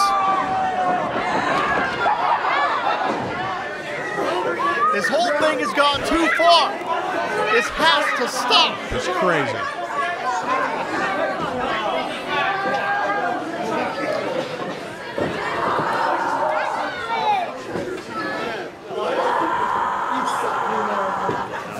Should we step away here? Yeah, well, I think we have to. Badger's been taken outside of the... No, she's in the ring. Doe's not stopping. This is damn ridiculous.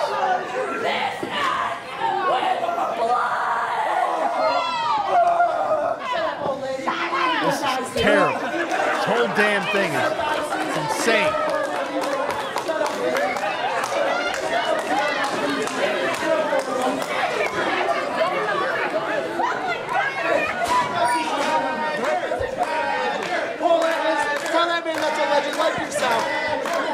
All right, wait a minute.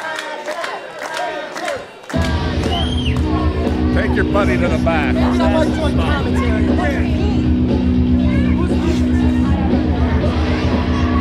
right, let's stop this. Shut up.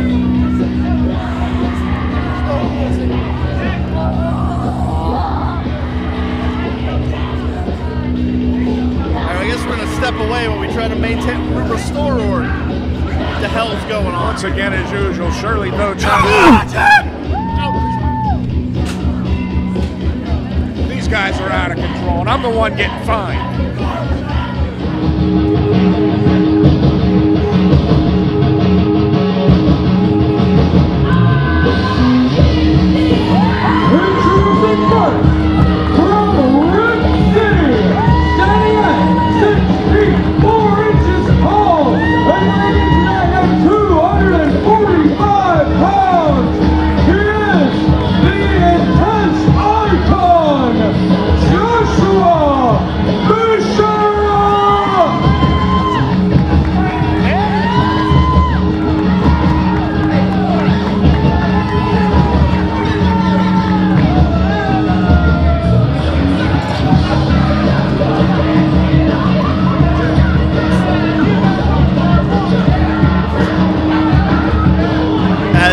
Trying to restore. What are you doing back out here? I told you I was coming back to do commentary. You want to incite a riot.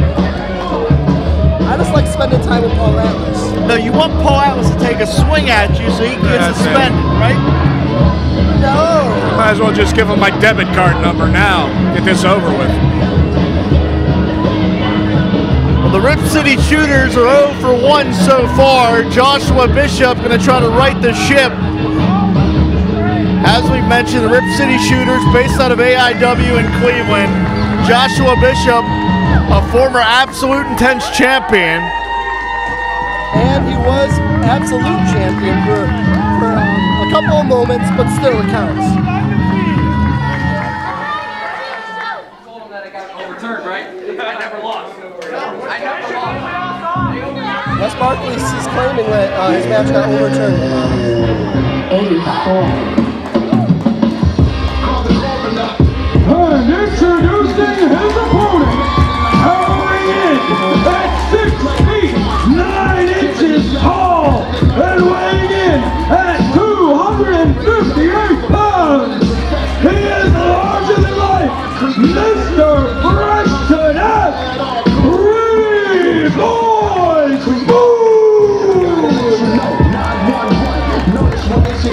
Joshua Bishop is a brash, talented athlete, but he's got a pretty big equation in front of him to try to solve here.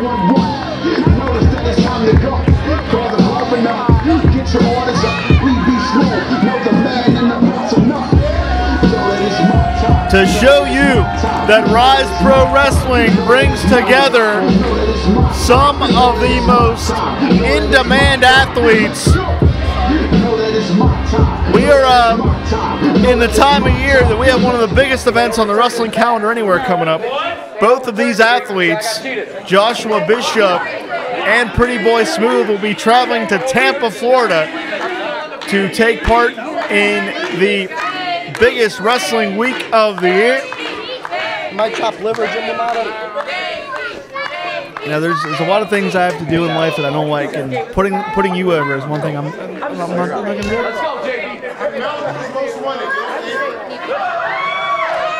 And of course, the last time we saw PB Smooth in this building, he put former Ryse Grand champion Matt Conard in a casket. We haven't seen Conard since. And judging by the way things are going, we may not see Conard again. We may be seeing Jimmy Hoffa before we see Conard back. Anything's possible. And just in case you're wondering, direction, I heard Paul Atlas paints houses, so you better be careful. Told you when I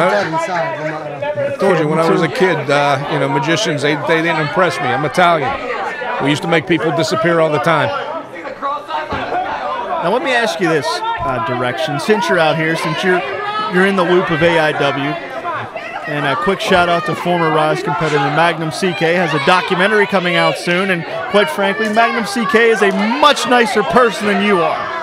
But I want to ask you, these two, PB Smooth, Joshua Bishop, do have a full wrestling calendar ahead of them.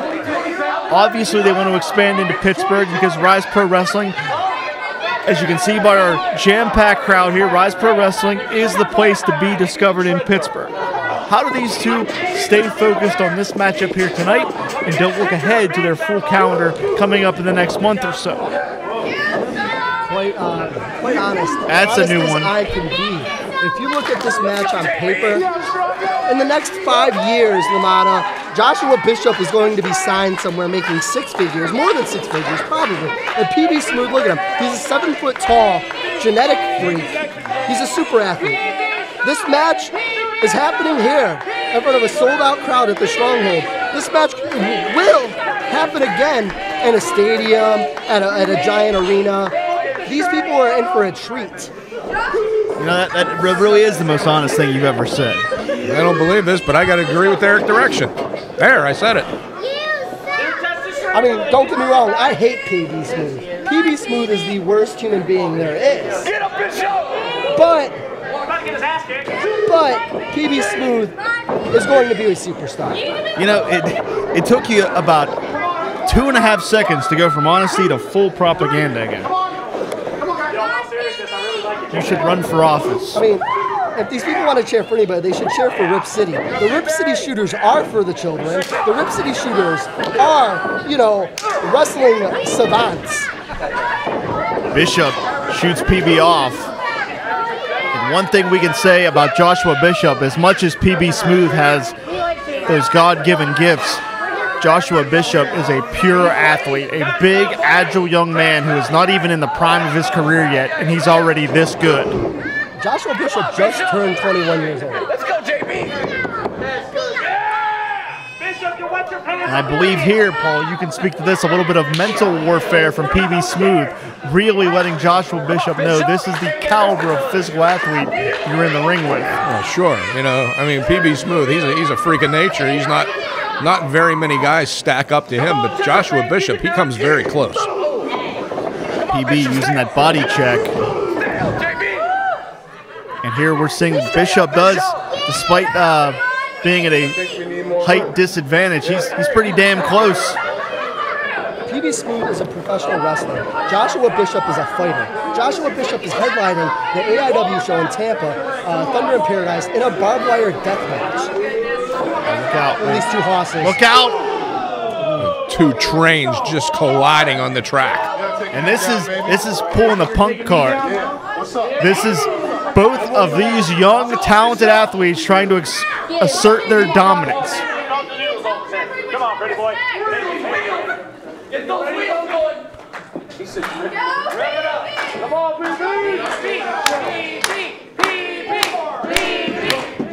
Both these guys just trying to exert physical dominance. PB was one step ahead and bouncing Bishop off the apron here. He better not take his eye off the game. Yeah, I gotta agree with you once again. Yeah, Wes Barkley, that distraction on the outside. He's doing his job. It's exactly what he wants to do because it allowed Bishop to exploit the opportunity.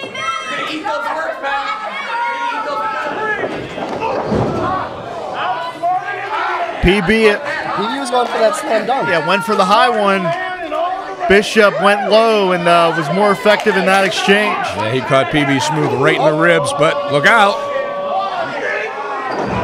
Man, Bishop hit that apron with a thud, absolutely no give. Yeah, that's straight steel on that ring apron. PB does not want to wrestle Bishop on the outside of the ring.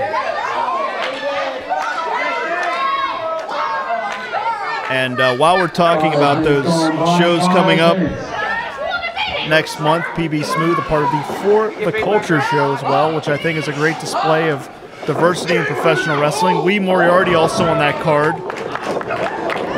PB Smooth and Trey Lamar as a tag team coordinators are wrestling Prime Time on that show, which I know PB's looking forward to, which is a big opportunity for PB. But is he going to make it? Is he going to make it there, Lamada? Joshua Bishop may rip PB Smooth's heart out of his body and eat it. That was disturbingly descriptive. I know Bishop. Bishop is a madman. Bishop is insane. Well, yeah, he's come out of the balcony before in some of those AIW venues. He actually just beat the crap out of Madman Fulton, TNA Superstar, last week. I think it's Impact now. Impact. I can't keep up either. Nashville. The Nashville territory. Thank you. Now, wait a minute. What's Barkley doing here? I think they're based in Canada now, by the way. Last I looked, this wasn't a tag team match.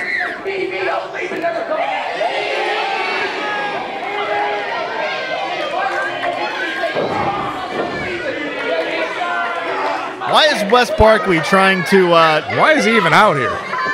I don't think he has a manager's license, but then again, with Jim Sterling running the ship here, I don't think we're going to get some enforcement of the rules. Oh, Saito suplex. What strength exhibited by Joshua Bishop and there. And it is a rare occasion. You're going to see PB Smooth taking off his feet like that, but he's showing some tenacity, able to kick out there. So I'm telling you, Paul, Bishop is a special athlete. Well, I'm not going to take anything away from him. And Wes Barkley is in PB's face, verbally berating.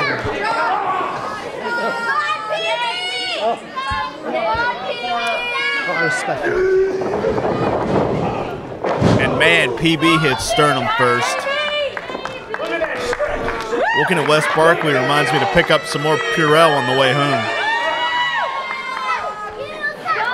Yuck.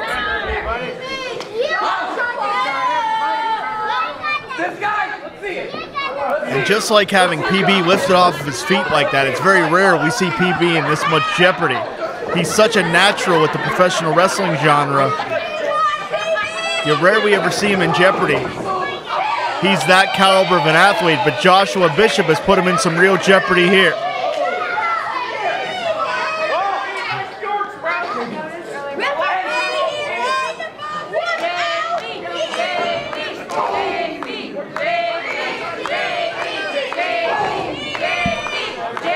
And Bishop, to your point about being a fighter, when you have someone boxed in the corner, that's how you weigh in those shots. And PB, again, going sternum first. Yeah, we have never to date seen PB Smooth manhandled the way he is tonight against Joshua Bishop. That's a good point, Paul. They're a team. Look how they're working. Bishop's faking it. Or maybe he's hurt. Maybe Bishop's hurt. You had it right the first time. He's faking a knee injury so that Wes Barkley can get involved in the match. It's okay. You can say it. Allegedly. Allegedly he was faking. Allegedly. Okay. Now you're an attorney. I got stuff to do, people to see. If Derek Direction would be an attorney, he'd be reincarnated as Johnny Cochran. And by the way, in case you don't realize, that's not meant as a compliment.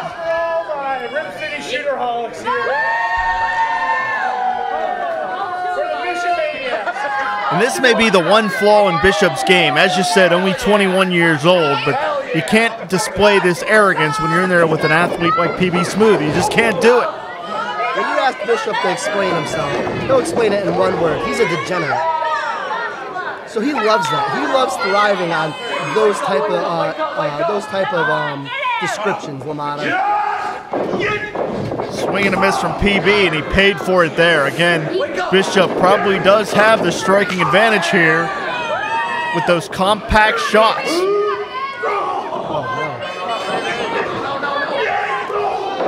Huge lariat finally connects and takes Bishop down. Yeah, but how much has been taken out of PB Smooth at this point? He really can't follow up on that. Correct. Pivotal point in this contest. The first man to their feet will certainly have a definitive advantage.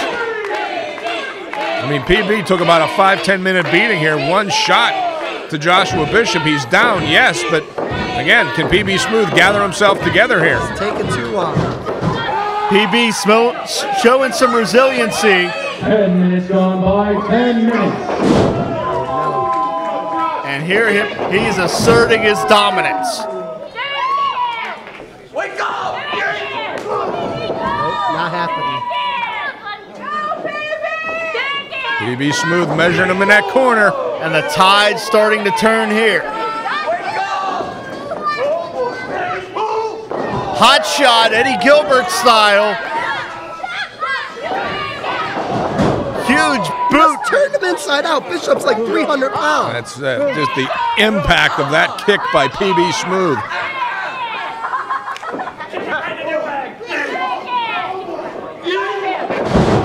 World's strongest slam from PB Smooth. Caught him with that leg drop. Ring positioning working against him.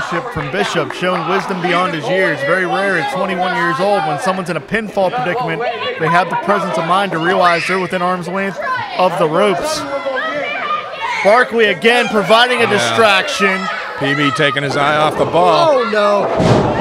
And again, how often do we see something like that? Again, Bishop's finishing move. Barkley's having a coronary on the apron, but he needs to get the hell out of here. And Bishop visibly frustrated.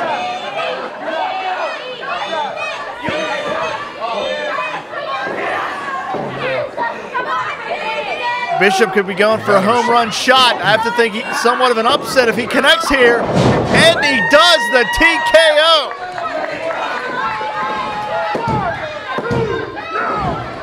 I don't know how PB just kicked like out. That.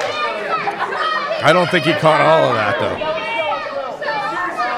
The PB Smooth is in a bad way. You can see that the offensive assault of Joshua Bishop is really piling up here.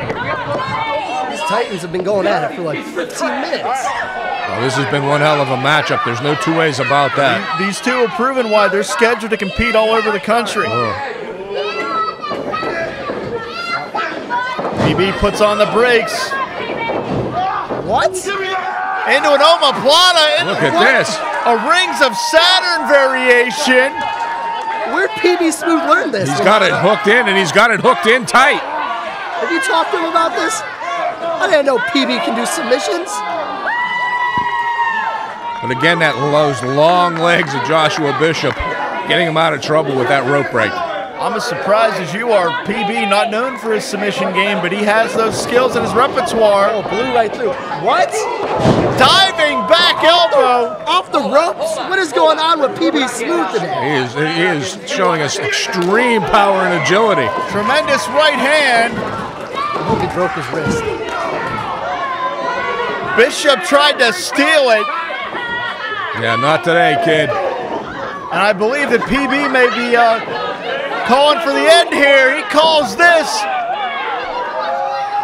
the flex bomb. Absolutely plants Bishop. He got him. The winner of this match, as a result of the pinfall, he is brought to the right, Mr. Fresh to Death, After that victory, I have to believe that PB Smooth could be one step closer to presenting his case for a shot at the Ryse Grand Championship. This definitely catapulted PB Smooth right back into the conversation. Not being biased, that may be one of the best matches I've seen in Ryse history. That is two top-tier athletes. That is Ryse Pro Wrestling, and that right there is PB Smooth.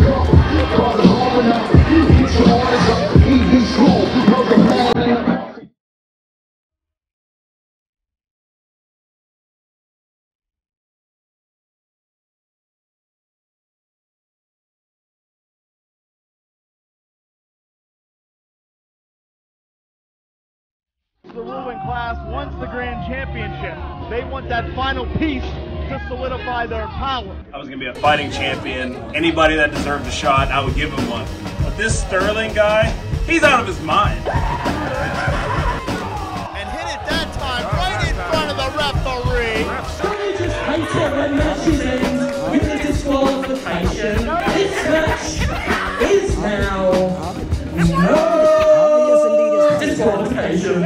We're going to continue to make up rules until Lawless wins this match. Johnson's foot is on the rope.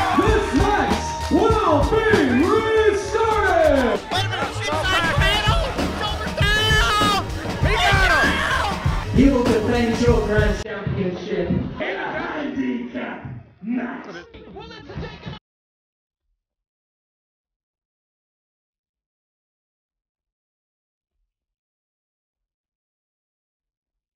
I beat the Gavel once. I've beaten Dr. Dan too. After I beat them, then what? Then what star are you?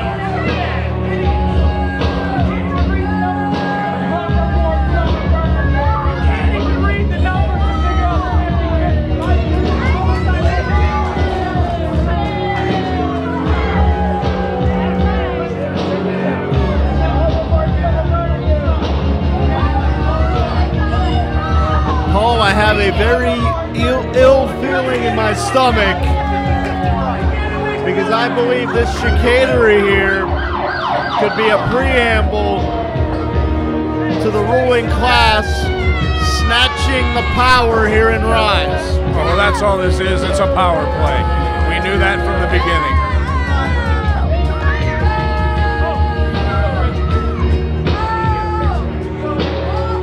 The ruling class is able to secure this championship, Ryse Pro Wrestling itself may be doomed.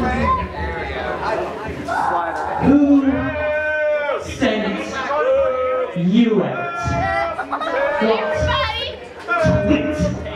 did this thing? I've already fired one man this evening.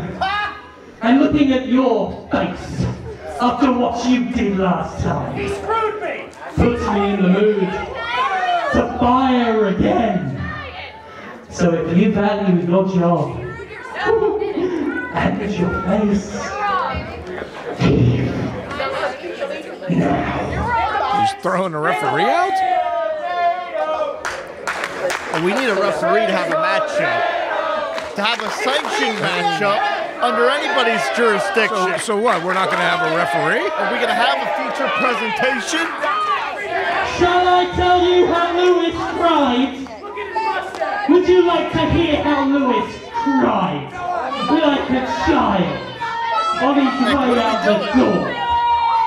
If not, shut up, because I've got an announcement to make.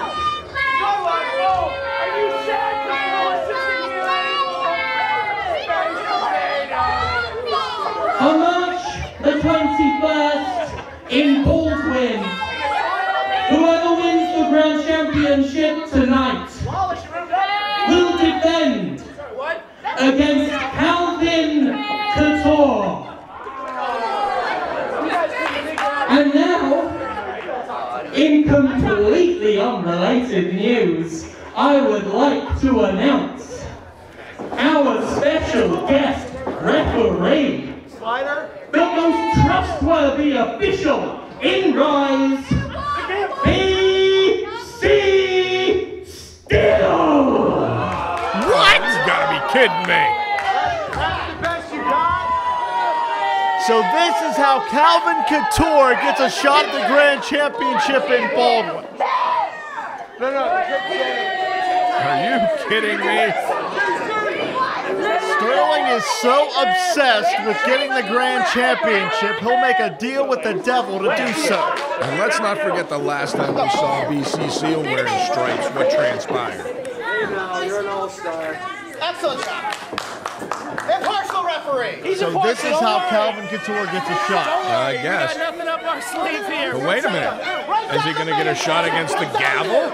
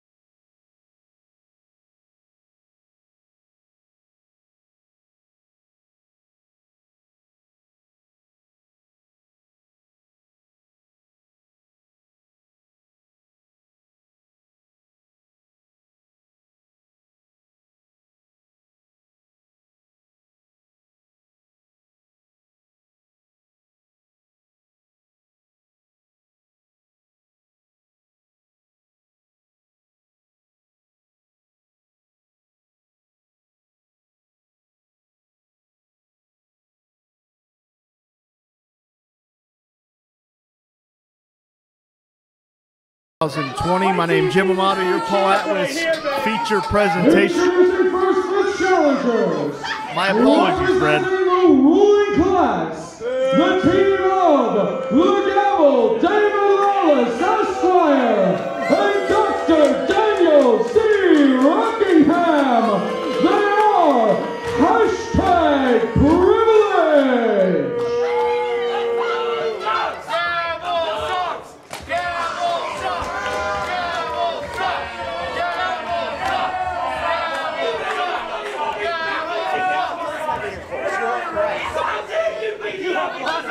And introducing their opponents, from St. Louis, Missouri, weighing in tonight at 195 pounds, he is the Ryse Grand Champion, the Iceman, Cody Johnson!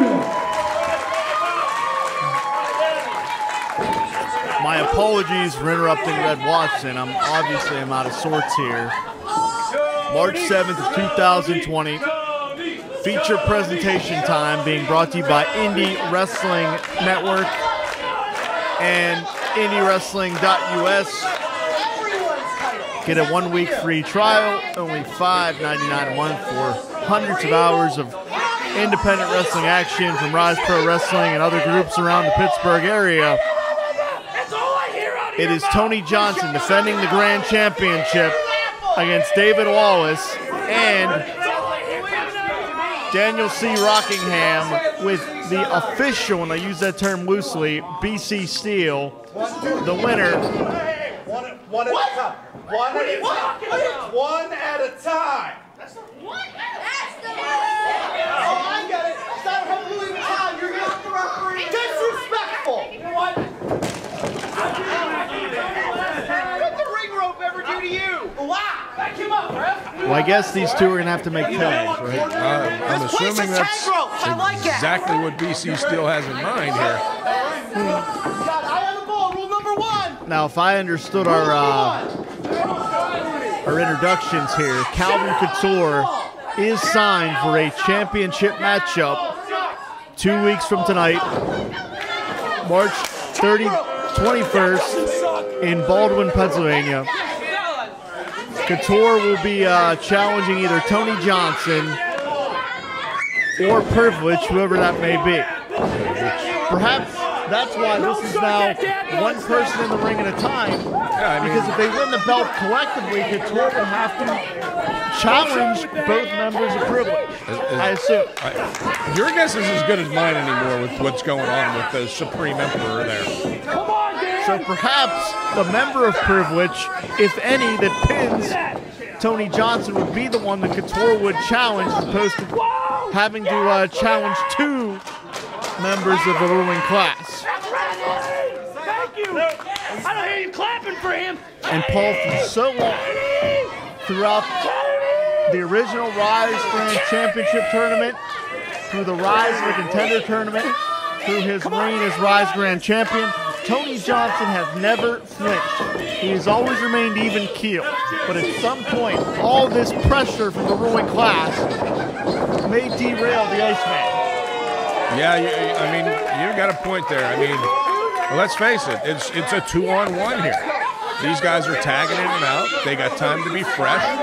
Tony Johnson, he has no one in that corner with him. He's got to wrestle the balance of this match on his own.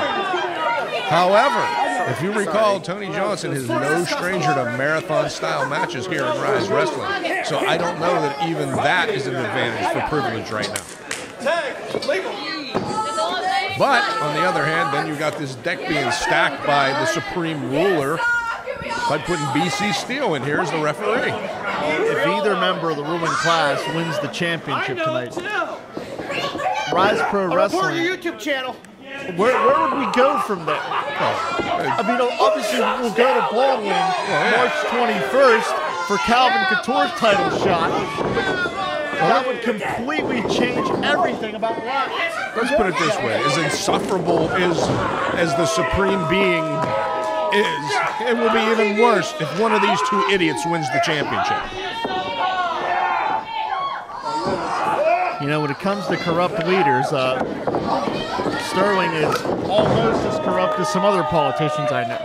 That's saying a lot. I believe there was a blind tag by Rockingham. Or maybe there wasn't. Maybe he was just trying to take a swat at Tony Johnson.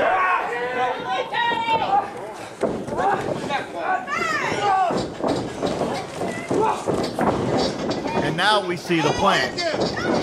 Miscue from the ruling class. The gavel hits the floor.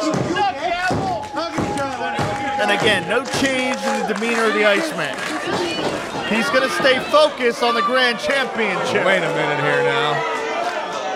BC Steel standing between Privilege and Tony Johnson as he attempted to launch himself out at Privilege. Hug it out. Gavel sucks. Gavel sucks. Gavel sucks.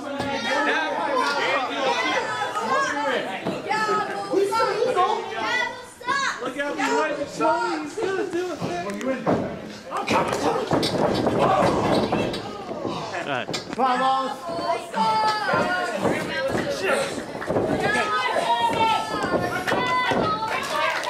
Swing and a miss by the gavel.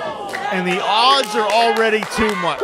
Paul, we knew this is what it was going to come down to. They were stacked from the very beginning. I don't know how much longer Johnson can stay a step ahead of the ruling class. The walls are starting to cave in on the Grand Championship reign of Tony Johnson. Right now, though, Johnson able to stay somewhat one step ahead as he's got Lawless in a precarious position inside the ring and Dr. Dan out on the floor. Johnson's putting his foot on the gas. He may know that he has a limited window to get out of here as the champion.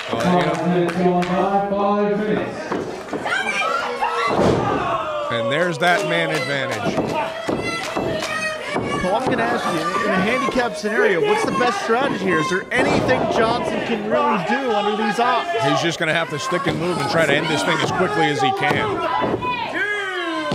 In many ways, he has to go into defensive mode from the word go. Sure, exactly.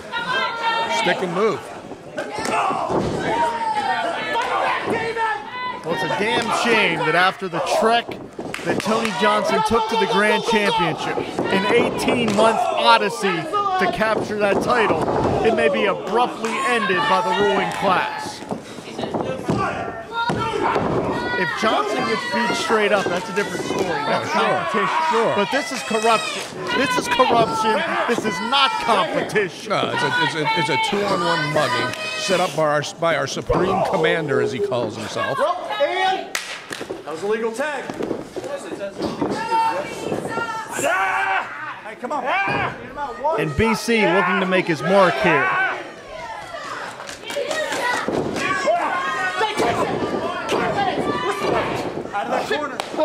Oh man, he just swatted Johnson on the side of the ear. And again, as we mentioned earlier in the broadcast, you get hit in that ear, it throws off your equilibrium, and you're on borrowed time.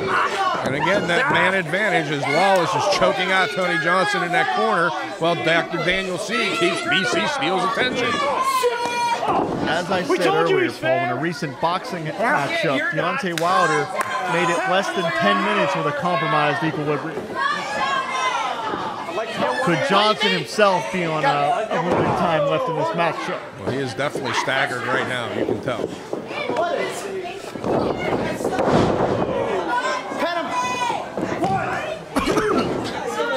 Lateral press from Lawless, oozing arrogance the entire way. The only Corona I have is the beverage.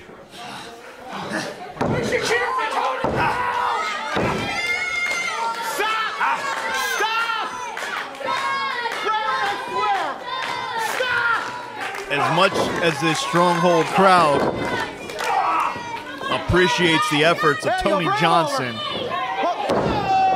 I don't know if that's going to be enough to overcome these odds. Tony doing all he can. He said he was going to be a fighting champion, and he's proving it here. But yeah, like you said, these odds are definitely not in his favor. Because Rockingham and Lawless, on merit alone, could be capable enough of winning the championship. The fact that they take these shortcuts is what makes it so disgusting. They're not two ham sandwiches in there.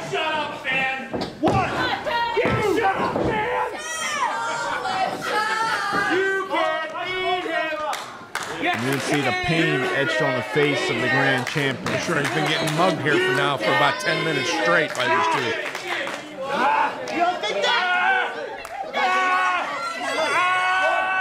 And the way that the ruling class is patiently taking their time tells you one thing about their strategy.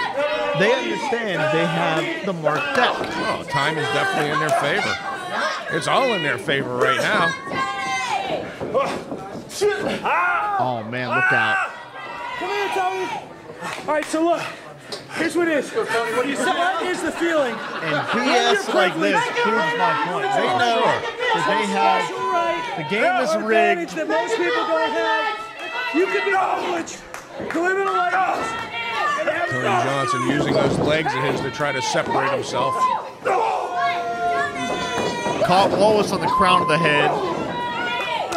Lawless hit the floor. This may be the one chance, the last chance that Johnson has. Handspring. He connected. Connects. Beautifully done. But how much does Tony Johnson have left in the tank at this point? Can he gather himself up and get a pinfall, or at least a pin attempt on Daniel C. Rockingham?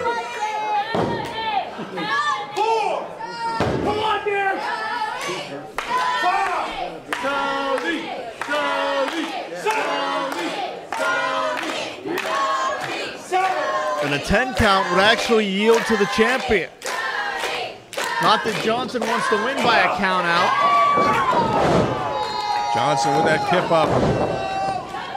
Taking it now to David Lawless. Man, the fight of the champion is so impressive. Well, the way he's been able to dig down despite the double team efforts of Daniel Rockingham and David Lawless. Johnson still somewhat able to stay one step ahead of these two. The ruling class getting bounced around like Bernie Madoff after an audit. And if Johnson can somehow pull this off, I believe we'll have a miracle in a stronghold.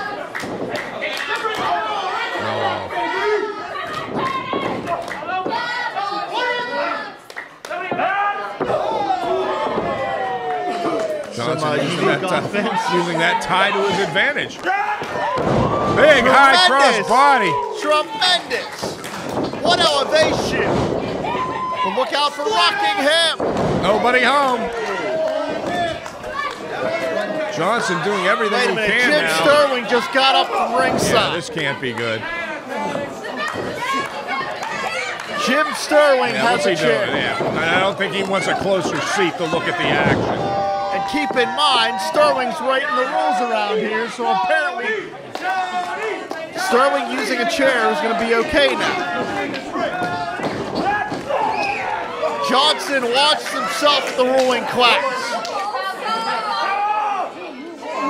What is Sterling doing with that chair? No idea what's going on here right now.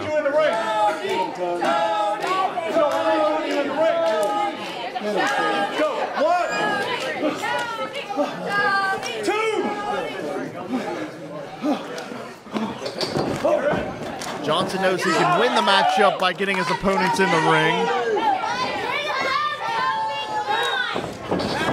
Johnson ducking under. Connects with both men. The champion is fighting off two challengers at the same time. Looks away. I don't think so.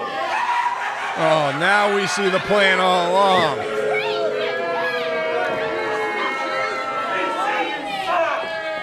Now we see the plan all along. BC Steel was never going to call this match in favor of Tony Johnson. And BC Steel is a son of a bitch. That's his problem.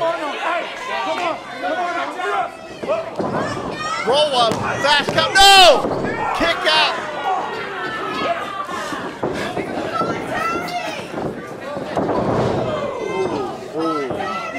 Oh, it's a matter of time. It's a matter of time, and it's a shame. And Johnson, even with the fast count, kicks out. Still kicking out. Every single card in the deck is stacked against Tony Johnson, and yet he still keeps kicking out and still keeps coming after the ruling class.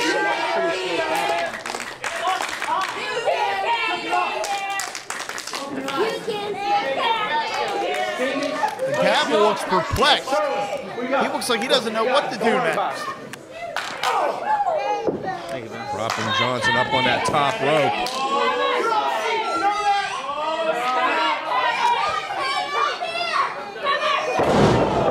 Nailing that superplex.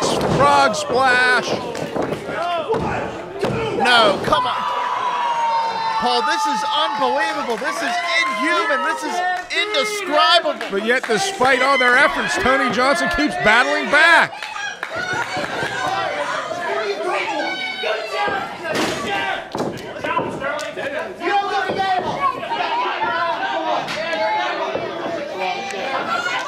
Sterling and one of his minions are passing it the general manager passing in the chair for a Ryse Grand Championship shot. Yeah, that's ethical. Oh, God! And BC still just got what he had coming to him. Somewhere RPW is smiling right now. And don't forget, we still have a championship match. Look out! Lawless gets crowned. We've got to... Obviously, we have no... Wait a minute, here comes our ref. Here comes Nick. Nick Davidson! Nick Davidson! He got him! The winner of this match as a result of the pinfall is still your Ryse Grand Champion, the Iceman, Tony Johnson! God bless Nick Davidson! God bless Tony Johnson! And God bless Ryse Pro Wrestling! The Iceman is still the champion! Despite having all the odds stacked against him, Tony Johnson is still our Ryse Grand Champion.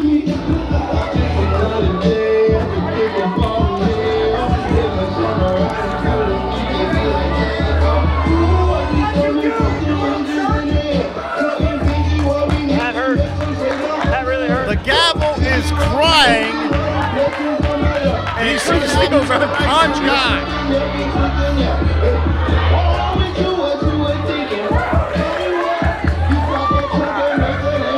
Sterling looks like he's going to have an aneurysm. We couldn't get that lucky.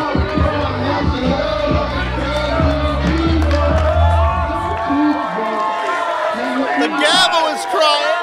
Sterling is crying. Rockingham's crying. Go file a motion. Everybody's trying to get me to fight him tonight. Paul, it's been chaotic. But Tony Johnson is still the champion. He will defend that title in Baldwin against Calvin Couture. On March 21st, it's Calvin Couture versus the Iceman. We gotta get out of here. IndyWrestling.us. Ryse Pro Wrestling on Facebook. We'll see you next time.